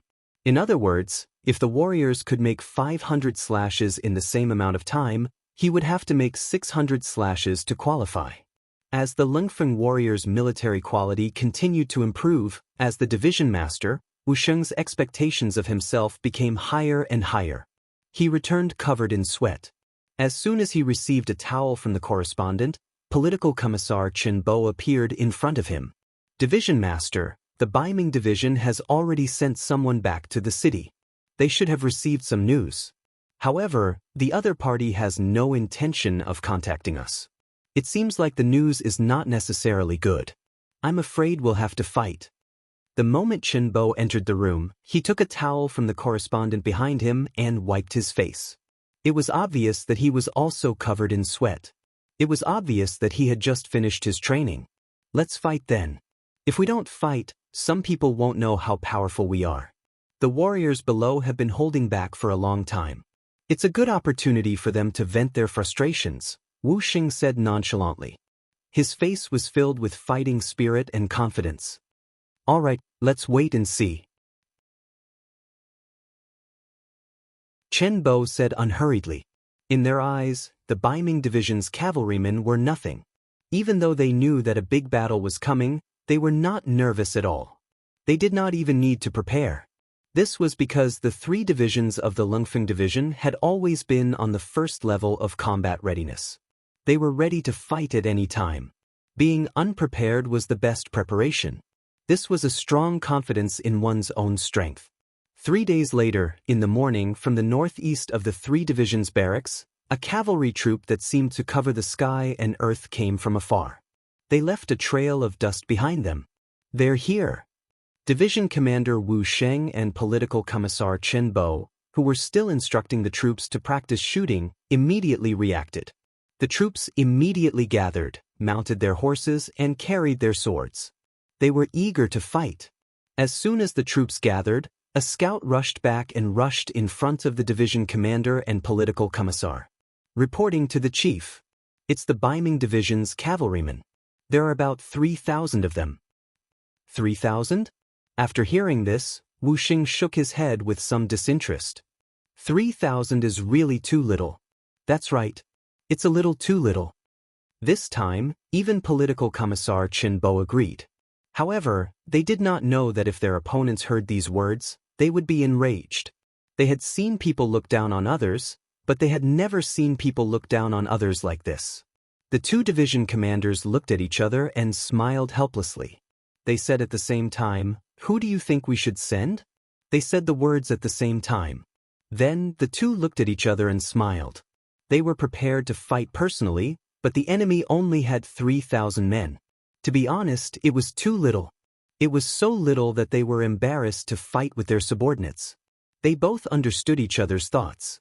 In the end, Political Commissar Qinbo said, "Then let's rest for a while. We have to give the soldiers who came later a chance to show off. Why don't we send the third commander to lead the 6 battalions? 6 battalions against 3,000 cavalrymen. That's reasonable." Wu Sheng thought about it carefully and nodded in agreement. 6 battalions meant that each battalion had 400 men, which was 2,400 men.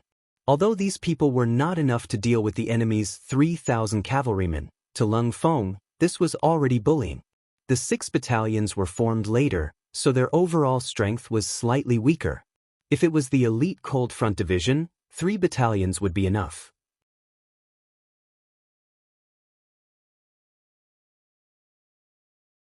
Chapter 700. After the 2 division commanders came to a decision, they called the 3rd Regiment Commander, Spring Sun, over and passed on the order.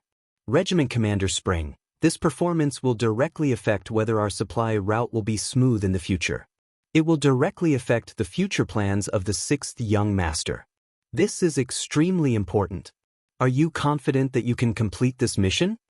Qinbo said as soon as he saw Spring Sunday Division Commander Wu Sheng's words were even more direct. Spring Sun, if you can complete this mission, then accept it. If not, then go back to your 3rd regiment. I can't wait to do it myself. Hey, what are you two talking about? You can look down on me, Spring Sun, but you can't look down on the soldiers below. I don't mind making a military pledge here. If this battle can't be fought to our heart's content, if it can't go smoothly, if we can't show the might of our 3rd regiment, then I won't be a regiment commander anymore. I'll just be a cook and take the blame for everyone. Spring Sun said excitedly, even throwing out the military pledge at the first moment. It was no wonder that Spring Sun was so excited. He originally thought that this battle had nothing to do with him. He knew that no matter if it was Division Commander Wu Sheng or Political Commissar Qinbo, they were both battle-hungry people like him. Plus, they were the regiment commanders of the 1st and 2nd Regiment respectively. There shouldn't be any chance for him to perform in this battle. He didn't think that he, who had already given up hope, would be hit by this meat pie. He was extremely excited and overjoyed. In order to prevent the mission from being snatched by others, of course he would say whatever he could. With the military pledge, Spring Sun could be considered to have accepted this mission. Next, he called the 6 battalion commanders of the newly formed battalions in front of him. Naturally, he gave them another round of encouragement and bold words. The strength of these 6 battalions had greatly increased under the recent training, and they wanted to perform well in a real battle. Now that they had the chance, who wouldn't yell and pat their chest? Immediately, the 6 battalion commanders also made the military pledge. In less than a quarter of an hour, the 6 battalions were ready for battle. At this moment, Wu Sheng and Qinbo had already led the rest of the Cold Blade warriors to retreat. They left the stage open and gave Chunyang and the other 6 battalions a chance to perform. Everyone listen up. Each person only has a chance to fire 3 bullets. Regardless of whether they hit the target or not, they would charge together with their leader. Don't worry, everyone. Bring out the strength you've been training with. It's enough to deal with the enemy. Standing at the front of the group, Chunyang looked at the 6 square formations behind him and shouted in a heroic voice. Kill, kill, kill. Behind him, more than 2,000 people shouted in unison. This voice shook the 9 heavens, as if it could shatter the horizon. Above the city gate tower, Abdullah also witnessed the scene before him. When he recognized that the 6 battalions that the mercenaries had sent out were the weakest 6 battalions during the training, he couldn't help but widen his eyes and say, facing a powerful opponent with 3,000 cavalrymen, they sent out the weakest ones. And there were less than 3,000 of them? This mercenaries, where did they get their confidence from? It wasn't just Abdullah. Some of the other Kiliarchs and Baihu standing beside him were also confused. Someone whispered, "This is clearly the mercenaries underestimating the enemy. If that's the case, we'll have a good show to watch." That's right. Your mercenaries may be strong, But if you underestimate the cavalrymen of the Beiming city guard, you'll have to pay a heavy price. While the crowd on the city gate tower was still discussing, the 3,000 cavalrymen of the Beiming city guard were getting closer and closer. Their speed was also gradually increasing. It was obvious that the enemy had no intention of stopping. Clearly, they wanted to use this speed to charge in front of the mercenaries and increase the charging force of their cavalrymen. From this point alone, it was clear that the Beiming city guard had no lack of powerful people. In fact, the leader of this troop was the commandant of the Beiming city guard, Yi Ligang. He was a major third-grade general and was one of the top 5 figures in the entire new Ergon city guard district. If it weren't for the existence of the Imperial Eunuch Supervisor and the Imperial Eunuch Guard, he would be the number 3 figure in the city. How could a person like him not have strength? How could a person like him not know how to lead troops into battle? Everyone, slowly increase your speed. When the two sides are 2 li apart, charge forward. We need to use our momentum to break the enemy's courage. We need to let the Duke of Loyalty know that mercenaries aren't the only ones who can fight. The cavalrymen of the Beiming city guard are also unparalleled in the world. Standing in the middle of the troop, Yi Ligang urged his horse forward as he shouted loudly. He was trying his best to motivate the troops before the battle. Kill, kill, kill. The same shout came from the Beiming city guard, but for some reason it didn't sound uniform. It wasn't as heroic and passionate as the previous mercenaries. Facing the charge of the Beiming city guard from afar, Chun Yang didn't move at all. The 6 battalions behind him didn't move either. They stood there like statues, allowing the enemy to approach them step by step. The distance between the two sides was getting closer and closer. 5 li, 4 li, 2 li. When they were 2 li apart, Chun Yang's eyes, which were as dark as the abyss, finally regained some spirit. He shouted loudly, "Everyone listen to my order. Charge! Charge!" The 6 battalions responded in unison. Following that, there was the sound of war horses galloping forward, followed by the sound of soldiers pulling the bolts of their guns. When they were 2 li apart, the Beiming city guard began to increase their speed. They kicked up a cloud of dust as they approached, like a monster that could swallow mountains and rivers. Fire! The cold vanguard soldiers raised their arms as they charged forward. This was the result of their constant training with guns. When the military officer gave the order to open fire, thousands of fireballs shot out at the same time toward the northern Ming Dynasty cavalry that was charging at them. Bang, bang, bang, bang. 3 bullets were fired one after the other. Before the enemy could react, the bullets whistled through the air and hit the Beiming city guard, causing blood to splatter everywhere. The 3 shots were quickly fired. The soldiers kept the Type 95 on their backs and pulled out their cavalry swords. At this moment, the distance between the two sides was less than 1 li. Next was the bloodiest and most brutal clash between the cavalry swords. The moment when the cavalry collided would always give people a sense of shock. It was like 2 high-speed trains colliding together. The power and destructive power produced would often be very shocking. In such an environment, a person's life would be extremely fragile. An individual's performance would also be minimized. Even a strong person could be smashed to pieces in such a clash. However, even though they knew this common sense and logic, from the commander's spring son to the warriors in every squad, none of them were afraid. This was because they had been training for a long time. They were waiting for this moment. They were waiting for this moment to show their strength on the battlefield. This was also the glorious moment when they handed in their exam papers. They were waiting for the clash between the two sides. They were waiting for the moment to show their strength in the battle. Some people were even ready to die in the clash. It might be painful, but it might also be very satisfying. After making all the preparations, the 6 battalions of the Cold Vanguard soldiers quickly approached the Beiming city guard. Everyone's eyes were bloodthirsty. At this moment, no one took their lives seriously. There was only one thing in their mind, and that was to kill the enemy again and again. This was a kind of momentum that was unafraid of death. This was a kind of spirit that was fearless. This was a kind of confidence that could only move forward and not retreat. Under this kind of momentum, the 6 battalions still maintained their original formation and continued to move forward. Then, there was a flash of cold light. It was like a sharp knife that was about to pierce into the enemy's heart. For this moment, all the soldiers were shouting with all their might. It was as if they didn't do so, they wouldn't be able to increase their strength and vent their powerful momentum. They're about to clash. On the city tower, Abdullah clenched his fists and stared at the scene in front of him. Who was stronger and who was weaker? The answer would be revealed soon. Even though he already knew the answer in his heart, he still hoped that his side would win, even though it seemed impossible.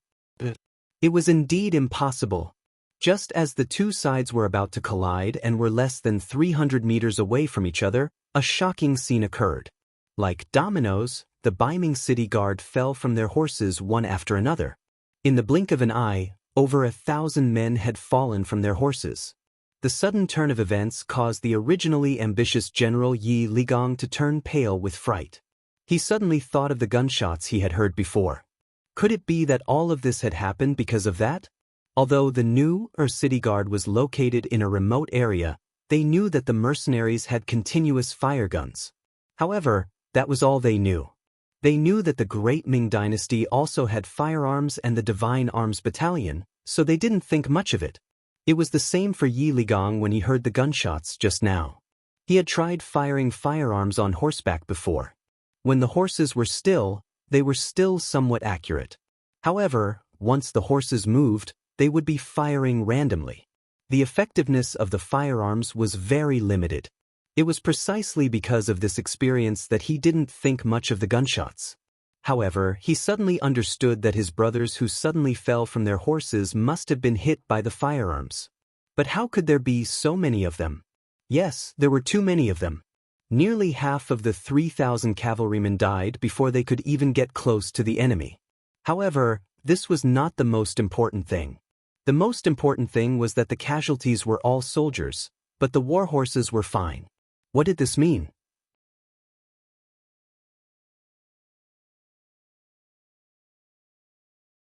Chapter 701. This meant that the enemy's marksmanship was extremely accurate. Not a single shot hit the ground or hurt the horses. This was a terrifying outcome. If the enemy launched another wave of musket attacks like this, would there still be anyone alive around him?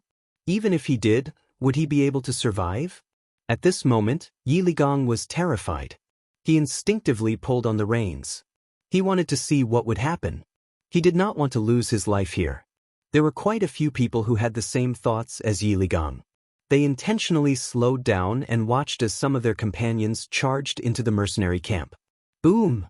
Finally, the cavalry from both sides collided. Blood splattered everywhere. Heads were tossed into the air, horses neighed, and corpses fell to the ground. It was only the first charge. Due to the difference in numbers, the difference in the number of strikes, and the absolute suppression of strength, hundreds of Baiming cavalry were cut down from their horses. They fell to the ground and became minced meat under the horses' hooves. Retreat! Retreat quickly! After this collision, the last bit of hope in Yi Ligong's heart had disappeared.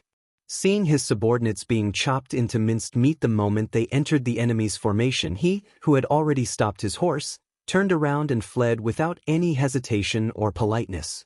The main general suddenly turned around and fled with his bodyguards. Following that, more and more northern Ming cavalry also cursed and wanted to turn around and flee. However, it was not that easy to escape. Behind them, Chun Yang had already led his cavalry and charged forward. Under their repeated attacks, Baiming cavalry were cut down one after another. When some of the northern Ming cavalrymen wanted to counterattack, they suddenly realized that their companions were no longer around. When he had to face the continuous attacks of more than a dozen cold vanguard cavalrymen, he could block 1 or 2 strikes, but could he block the 3rd strike, the 4th strike, or even more? In the first place, the speed of the saber attacks was not as fast as a human's. After blocking a few attacks, the surrounded northern Ming cavalry were like sheep that had entered a wolf's den. They were instantly devoured, and not even their bones were left behind. Such a scene continued to happen on the battlefield. Wherever there was a surviving northern Ming cavalryman, There would be a dozen or even dozens of cold vanguard cavalrymen slaughtering him. As a result, the northern Ming cavalrymen were like small boats sailing in the sea, facing huge waves one after another. No one could survive, no one. Originally, it should have been an evenly matched cavalry charge, but it had turned into a completely one-sided situation. From the beginning to the end, only half an hour had passed. Other than Yi Ligang, who escaped with less than 50 bodyguards, the other 2,950 Baiming cavalry were all killed. Not a single captive was left. Not even a single wounded person was left.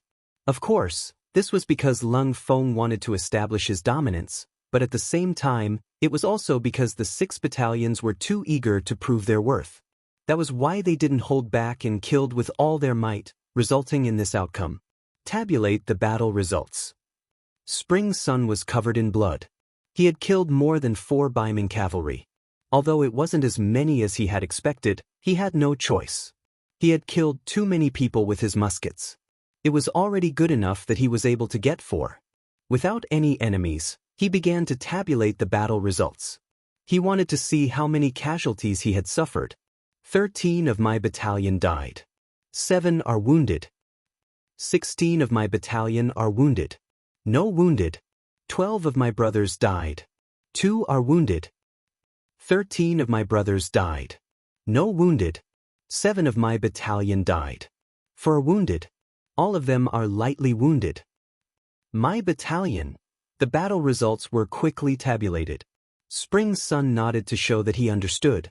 He turned around and galloped towards Division Commander Wu Sheng and Political Commissar Qin Bo, reporting to Division Commander, Political Commissar. In this battle, 70 of our brothers died. 18 are wounded. We killed 2,950 enemies. No prisoners. When Spring Sun arrived in front of the 2 division commanders and reported the results of the battle, the 3 divisions couldn't help but burst into thunderous cheers. This result made Wu Sheng and Qin Bo very satisfied. There were always casualties in war. It didn't matter if you had the right time, the right place, or the right people. After all, accidents were everywhere. To be able to kill nearly 3,000 enemies with less than 100 casualties was already a miracle. Good, very good. We will remember this great achievement. Let's celebrate tonight. Division Commander Wu Sheng laughed loudly. At this moment, he knew that the quasi-cold vanguard of the 6 battalions had become a qualified cold vanguard brother after this bloody battle. The combat strength of the 3 divisions had also improved greatly after this battle. Oh, we won! The other cold vanguard warriors couldn't help but cheer and shout loudly when they heard the celebration. When these voices reached the city, Abdullah's face turned pale with fright. He still didn't know the final result of the battle. However, Baiming's cavalry had been defeated, and they had been defeated very quickly and thoroughly. He saw it clearly. When night came, out of fear, they took out more food and sent it to the 3 divisions. The exact results of the battle had also been announced. Less than 100 casualties, 2,950 enemies killed, and nearly 3,000 warhorses were taken. The result made Abdullah almost lose his balance and fall to the ground. With the help of his personal guards, Abdullah sat back down on his chair and remained silent for a long time. He had already determined a fact in his heart. The mercenaries were powerful and could not be provoked. Whoever dared to provoke them would end up dead. Of course, he didn't forget to report everything he saw and heard to his superiors. He could already imagine what their decision would be after seeing this report. The path of the cold vanguard had to be given up, and it had to be given up completely. The camp of the 3 divisions. The banquet, celebration, and recording of achievements were carried out in an orderly manner. Countless soldiers used their military merits to exchange for cigarettes, ham sausages, canned food, and other things. When they held these items in their hands, many of them shed tears. They were originally Baiming's cavalry and looked very powerful. However, only they knew that they were nothing more than a facade. However, after joining the 3 divisions, they had undergone a transformation. They were still themselves, but in front of their former comrades, they were already superior. Even if they couldn't do anything now and retired, they would still be able to get a sum of money to spend the rest of their lives. Although there was still a long way to go before they could become rich, at least they could live a normal life and get married and have children. However, was this really their goal in life? They could still continue to work hard and obtain more glory and wealth. After a few more years of hard work, it wouldn't be a problem for them to build a good family background and property for their descendants. At this moment, the hearts of the soldiers were filled with hope and longing for the future. The birth of these ideals would make them stronger and more fearless. This battle established the belief that the three divisions were powerful and invincible. Not long after, Nu Ergon Du Si issued a clear rule. It said that the mercenaries were fighting for the peace of Baiming's north and were worthy of respect. It was also very reasonable that they needed a logistical supply line. No guards were allowed to obstruct or interfere. Otherwise, they would be severely punished. This was the result of fighting. This was the result of showing their strength. Everything was not out of Wu Sheng and Qin Bo's expectations. They knew that they were very close to completing the mission given by the sixth young master. The next day after receiving the news, the three divisions left Jian Province's Zuowei City and headed straight for Sea Town. The supplies were already at sea and would arrive soon. Their next mission was to gather at Sea Town and then unload the supplies and transport them back to Shi City. Then they would be done. As for the safety of this road in the future, they were not worried. Unless they didn't want to live, they really couldn't think of anyone who would dare to stop the logistical army under the banner of mercenaries here. Shi City. It had been a month and a half since they occupied this place and started the construction. During this period of time, the city had undergone great changes. The appearance of the city had taken shape with the investment of a huge amount of manpower, material resources, and financial resources. The construction in the city had already begun. When they walked to the street, Shi City had become much more lively. Originally, there were only 1,000 people in the city. Now, the number of people in the city had reached more than 2,000, nearly 10,000 people. The fact that the population in the city could increase so much in such a short period of time naturally had a lot to do with Yang Qindong's personal and external policies. Duke of Loyalty, God of War, and even Dong Shui were some of Yang Qindong's nicknames. He had been famous for a long time. It was difficult for others not to know him. With his personal influence, first of all, some Han people who lived alone nearby were willing to come to the city. During this period of time, Su Yunxing's reconnaissance battalion, in addition to monitoring the movements of the nearby Mongolian tribes, had another important task, which was to constantly convey the news of the policies towards the Han people. For example, the Duke of Loyalty was the savior of the Han people. As long as they were Han people and were willing to follow the rules, the Duke of Loyalty would help them, give them work, give them food, and let them live a better life. These slogans and news spread everywhere. Not only the Han people, but also the Mongolian people. As long as they were willing to follow the rules of the city and had the strength and were willing to work, they were also welcomed. They could work to earn money and use the silver or copper coins to buy various items that they needed. Shi City was an open city. It was a city with full freedom.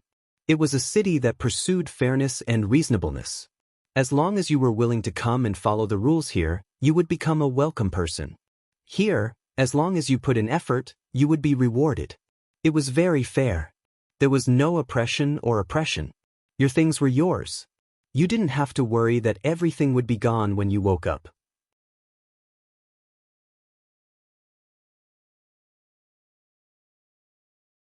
Chapter 702. It was precisely this concept that attracted groups of people to settle in after it was spread out. First, it was a few people, then a dozen people, then dozens of people. Soon, it expanded to hundreds of people, thousands of people, and then nearly 10,000 people. Even this number was increasing every day. Speaking of which, everything was due to the rules of the grassland. It was particular about the law of the jungle. It was particular about the law of the jungle. Whoever was more powerful would have all the good things. As for the weak, some people might sympathize with them, but it was only sympathy. On the day you were bullied, no hero would appear to help you. They were used to snatching and being robbed when they saw good things. As a result, many kind-hearted people did not like to stay on the grassland, especially those who lived alone. They often did not have a neighbor within dozens or even hundreds of miles. Once they encountered a grassland bandit, they could only wait for death. This feeling was very bad. If it was in the past, they did not have a place to go and did not have a better way to solve the problem. It seemed that they could only choose to join a grassland tribe. Even so, they had to pay too much and could become a sacrifice in the war at any time. If they were unlucky and the leader of the tribe took a fancy to something, they would also have to contribute. That feeling was like falling into a bandit's lair. The first city was different. As long as one was willing to come here, there would be a ready-made house for one to live in. Of course, one would have to pay the rent every month. However, this was not a problem. There were many jobs to do in the city now. Building a city and building houses was a rich income. As long as one worked hard to earn money, one would not have to worry about it. As long as one had their own house, anything that they earned would belong to them. No one would come to rob them, no matter who the other party was or what kind of identity they had. Otherwise, the law enforcement team that appeared on the streets at any time in the city would teach the other party how to behave. It was this kind of protection policy that attracted a large number of people to the first city. When they familiarized themselves with the rules here and found that it was indeed different from the outside world, many people quickly fell in love with this place. While they chose to live here, they also spread the news, allowing more relatives and friends to come and stay here. After all, everyone would want to have more old friends by their side when they arrived at a new place. This would give them a sense of security. There were more and more people in the city, and the labor problem was solved accordingly. In the largest mansion in the beginning city, Yang Chendong was sitting there and resting. Some of the tension on his face disappeared, and there was a trace of relaxation.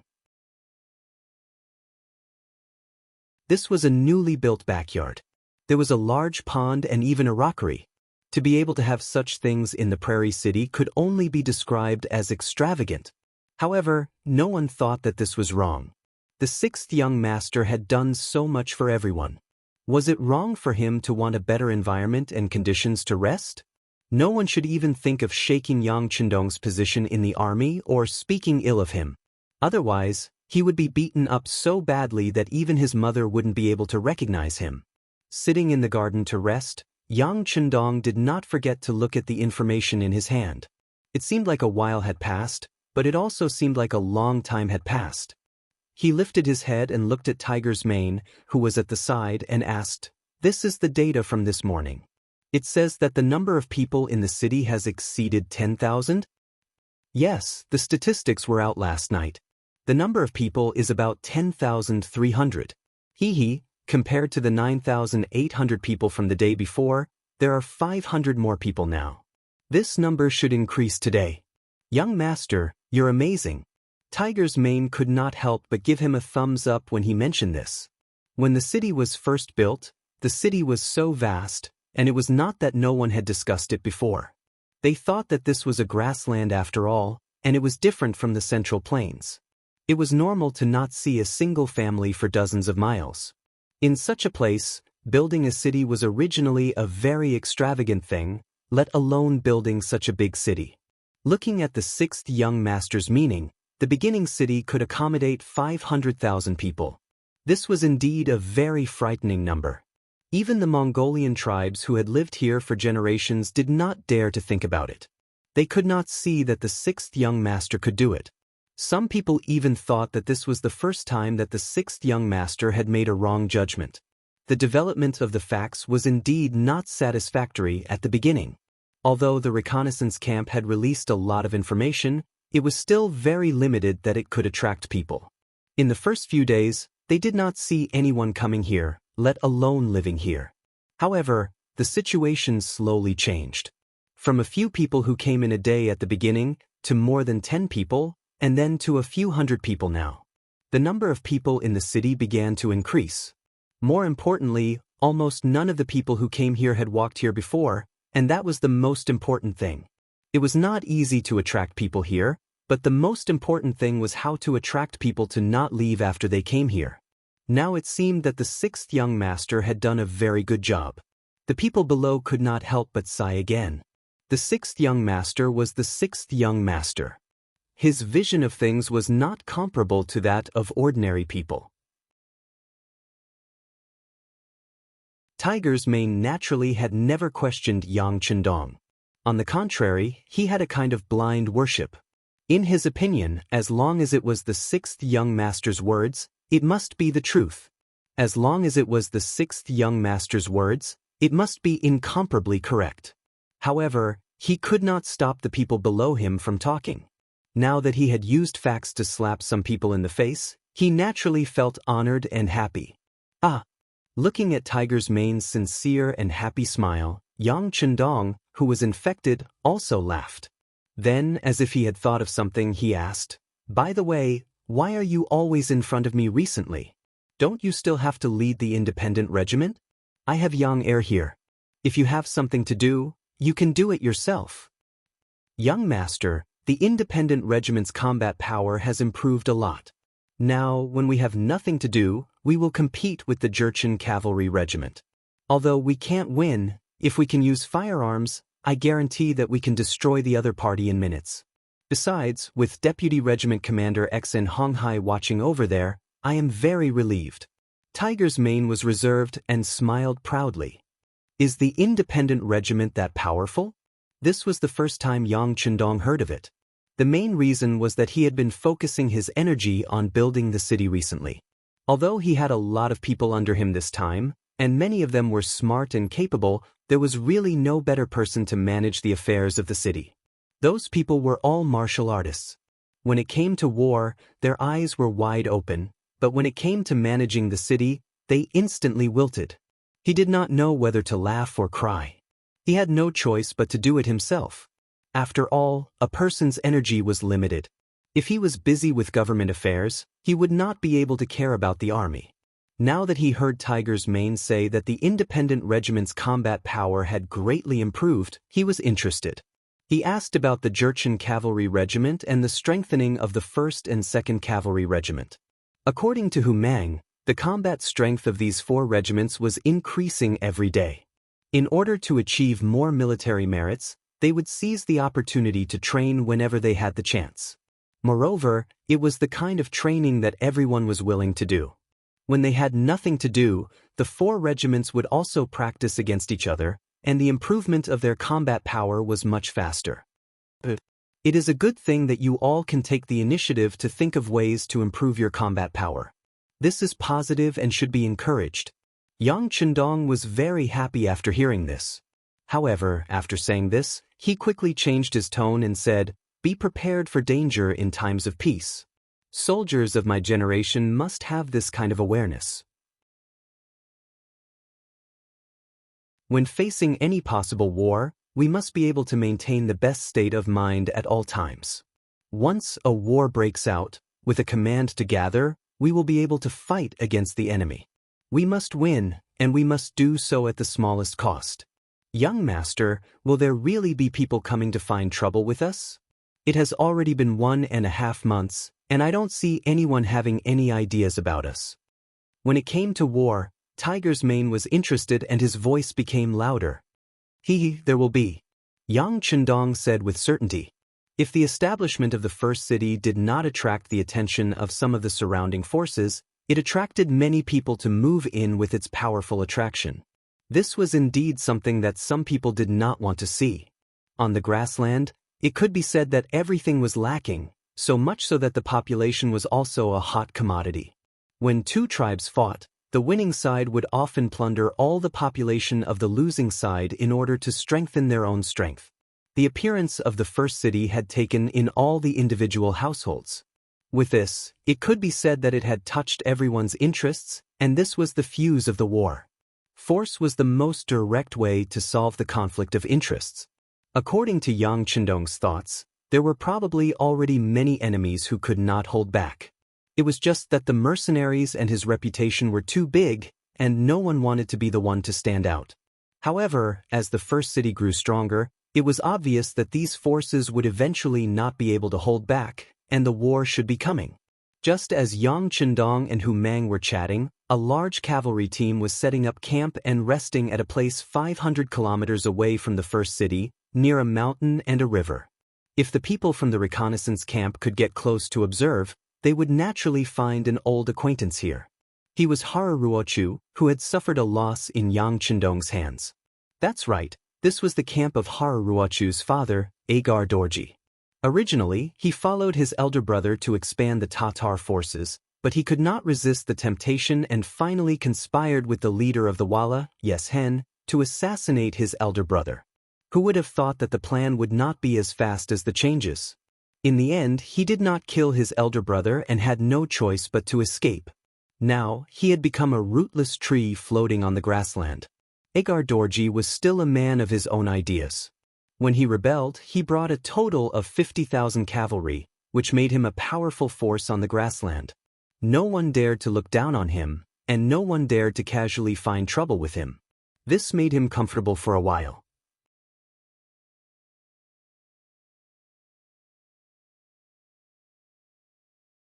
Chapter 703. However, the daily food and drinks of the 50,000 cavalrymen was not a small expense. Although he had received some benefits from Yeshen, it would eventually run out. If one did not consider the future, there would be immediate worries. Now, Agar Dorji urgently needed a foothold and income. Otherwise, the 50,000 cavalrymen would leave him sooner or later. In order to find a suitable place, he had thought of forming an alliance with the Gobi Mongol Empire.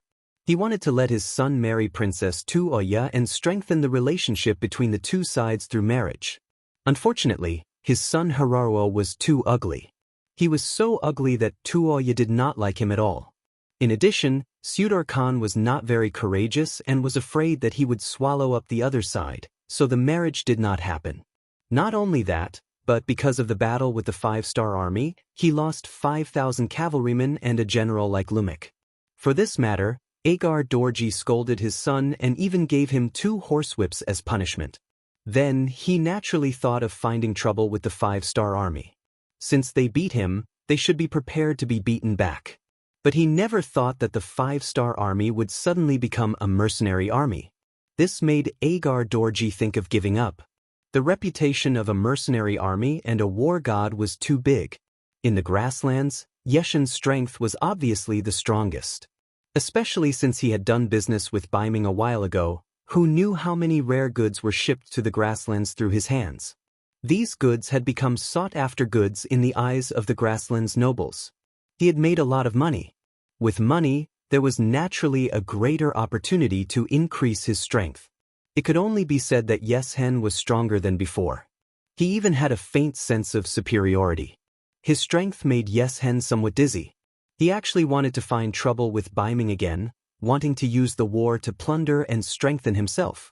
After all, he had worked with Yeshen before and their relationship was not bad. Agar Dorji had asked for Yeshen's opinion on the matter of the origin city. However, the seemingly fearless Yeshen actually gave him a piece of advice, which was that it was best not to provoke the war god because it was not something that humans could defeat. Yeshen's words were decisive. When Agar Dorji first heard it, he did hesitate. But now, he seemed to have no choice. The army's provisions would be exhausted in a month at most. If he could not find more food or a foothold during this time, there might be a mutiny in the army. If that happened, where would he go? Big brother Tuachuo Buhua had probably sent people to keep an eye on him. At that time, would he take the opportunity to deal with him? Then there was Yeshen. Although their relationship seemed to be good now, in fact, the other party couldn't wait to devour him. If it were not for the fact that he still had 45,000 cavalrymen in his hands, the other party would have taken action long ago. This could be seen from the fact that he wanted to borrow food from the other party but was rejected with all kinds of excuses. There was a wolf in front and a tiger behind. This was the true portrayal of Agar Dorji's current situation.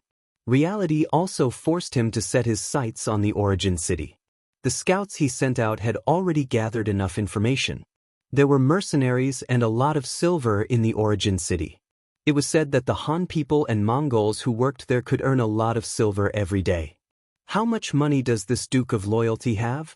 Agar Dorji often could not help but think, and the greed in his heart grew stronger and stronger.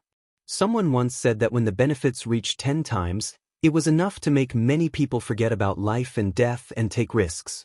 If the benefits could reach 100 times, many people would be willing to do it even if they knew that they might die. Now, Agar Dorji was blinded by the benefits. Or rather, he had no better way to solve the problem he was facing. It seemed that only by taking down the origin city and taking the silver there could the army be stabilized again. Once he occupied the origin city, he would have a foothold and could walk out of the current difficulties. There were so many benefits that even with Yeshen's reminder, Agar Dorji still decided to take the risk. After making a decision, he summoned his son and 2 of his generals to discuss the matter of attacking the origin city. Agar Dorji still had some tricks up his sleeves. When his brother was not under his command, he had won over some capable generals. For example, Lumik, who had died in the previous battle, and Su He and Gulang, who were now summoned. Su He was a general who was praised by the great Khan of Tuachuobuhua. His name was translated into Chinese and meant axe. In fact, after this person went to the battlefield, he was indeed like a sharp axe. He had cut down countless enemies. This time, when the 3 of them were summoned, the first person Agar Dorji asked was Su He. General Su, I'm going to attack the origin city. There are piles of gold and silver there, as well as strong city walls. Many people have gathered there. If we can occupy that place, they will all become our slaves. By then, we can use them to create more wealth for the army. We will not have to worry about food and clothing. Our cavalry will trample the entire grassland and dominate the area. Agar Dorji outlined a beautiful picture of the future. The more he spoke, the more excited he became. His son, Hararuo, was so excited that little stars appeared in front of his eyes. He seemed to see groups of beautiful women and piles of gold and silver in front of him for him to choose from. General Golang's eyes also revealed a yearning look. He was very tempted. However, Su He, who was asked in the tent, was calm and was not excited by these words. General Su He, what do you think? The most important thing was Su He's ability. Seeing that the other party did not express his opinion, Agar Dorji could not help but ask anxiously. Su He, who was asked, still did not answer immediately. Instead, after thinking carefully in his mind, he slowly said, Sir, as far as I know, the war god is in the origin city. He's an existence that even Yeshen is afraid of.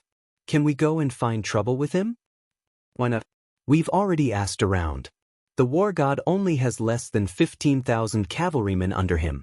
We do have 45,000 cavalrymen, which is 3 times the number of the enemy. This battle can be fought, Hararuo said. It could be seen that he was a little dissatisfied with Su He's cautiousness. Yes, I think we can fight too. So what if he's the war god? After all, this is the grassland. In the end, it depends on whose warhorse is faster and whose saber is sharper. Gulang also spoke, expressing his thoughts of supporting the battle. Out of the 4 people in the tent, 3 of them had now expressed their opinions. They all supported attacking the origin city. Su He knew that no matter whether he agreed or not, this battle had to go on. He had to nod and said, Well, I respect everyone's opinions. But we can fight, but we still need to consider how to fight. Okay, then let's discuss who will be the vanguard and how to fight. Seeing that Su He also agreed, Agar Dorji was overjoyed and set the tone. In the following time, the 4 of them discussed for a long time and finally decided to set the battlefield outside the origin city.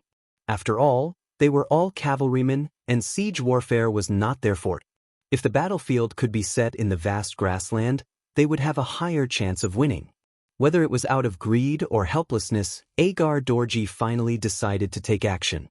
All 45,000 cavalrymen were mobilized. They set off early the next morning with an unstoppable momentum and headed to the origin city that was 500 miles away. In the origin city, there was still no news from Agar Dorji. After all, the grassland was too big and most of it was plains. There was no place to hide, which greatly hindered the movement of the cavalry of the reconnaissance battalion. There was no cover, so they could not get close to the enemy. Naturally, they could not be prepared in advance. It was precisely because he knew this that Yang Chendong had asked the 3 regiments under him to maintain a fighting spirit at all times. They had to be able to come whenever they were summoned, fight whenever they were summoned, and win whenever they fought. The city was still being built in an orderly manner. Another day passed, and the number of people from various races who came to the origin city increased again. It increased by 500 people day by day. Today alone, more than 1,000 people came, and most of them were Mongolian brothers who brought their families. According to the rules of entering the city, they had to register their identity first, and then pay a certain amount of money.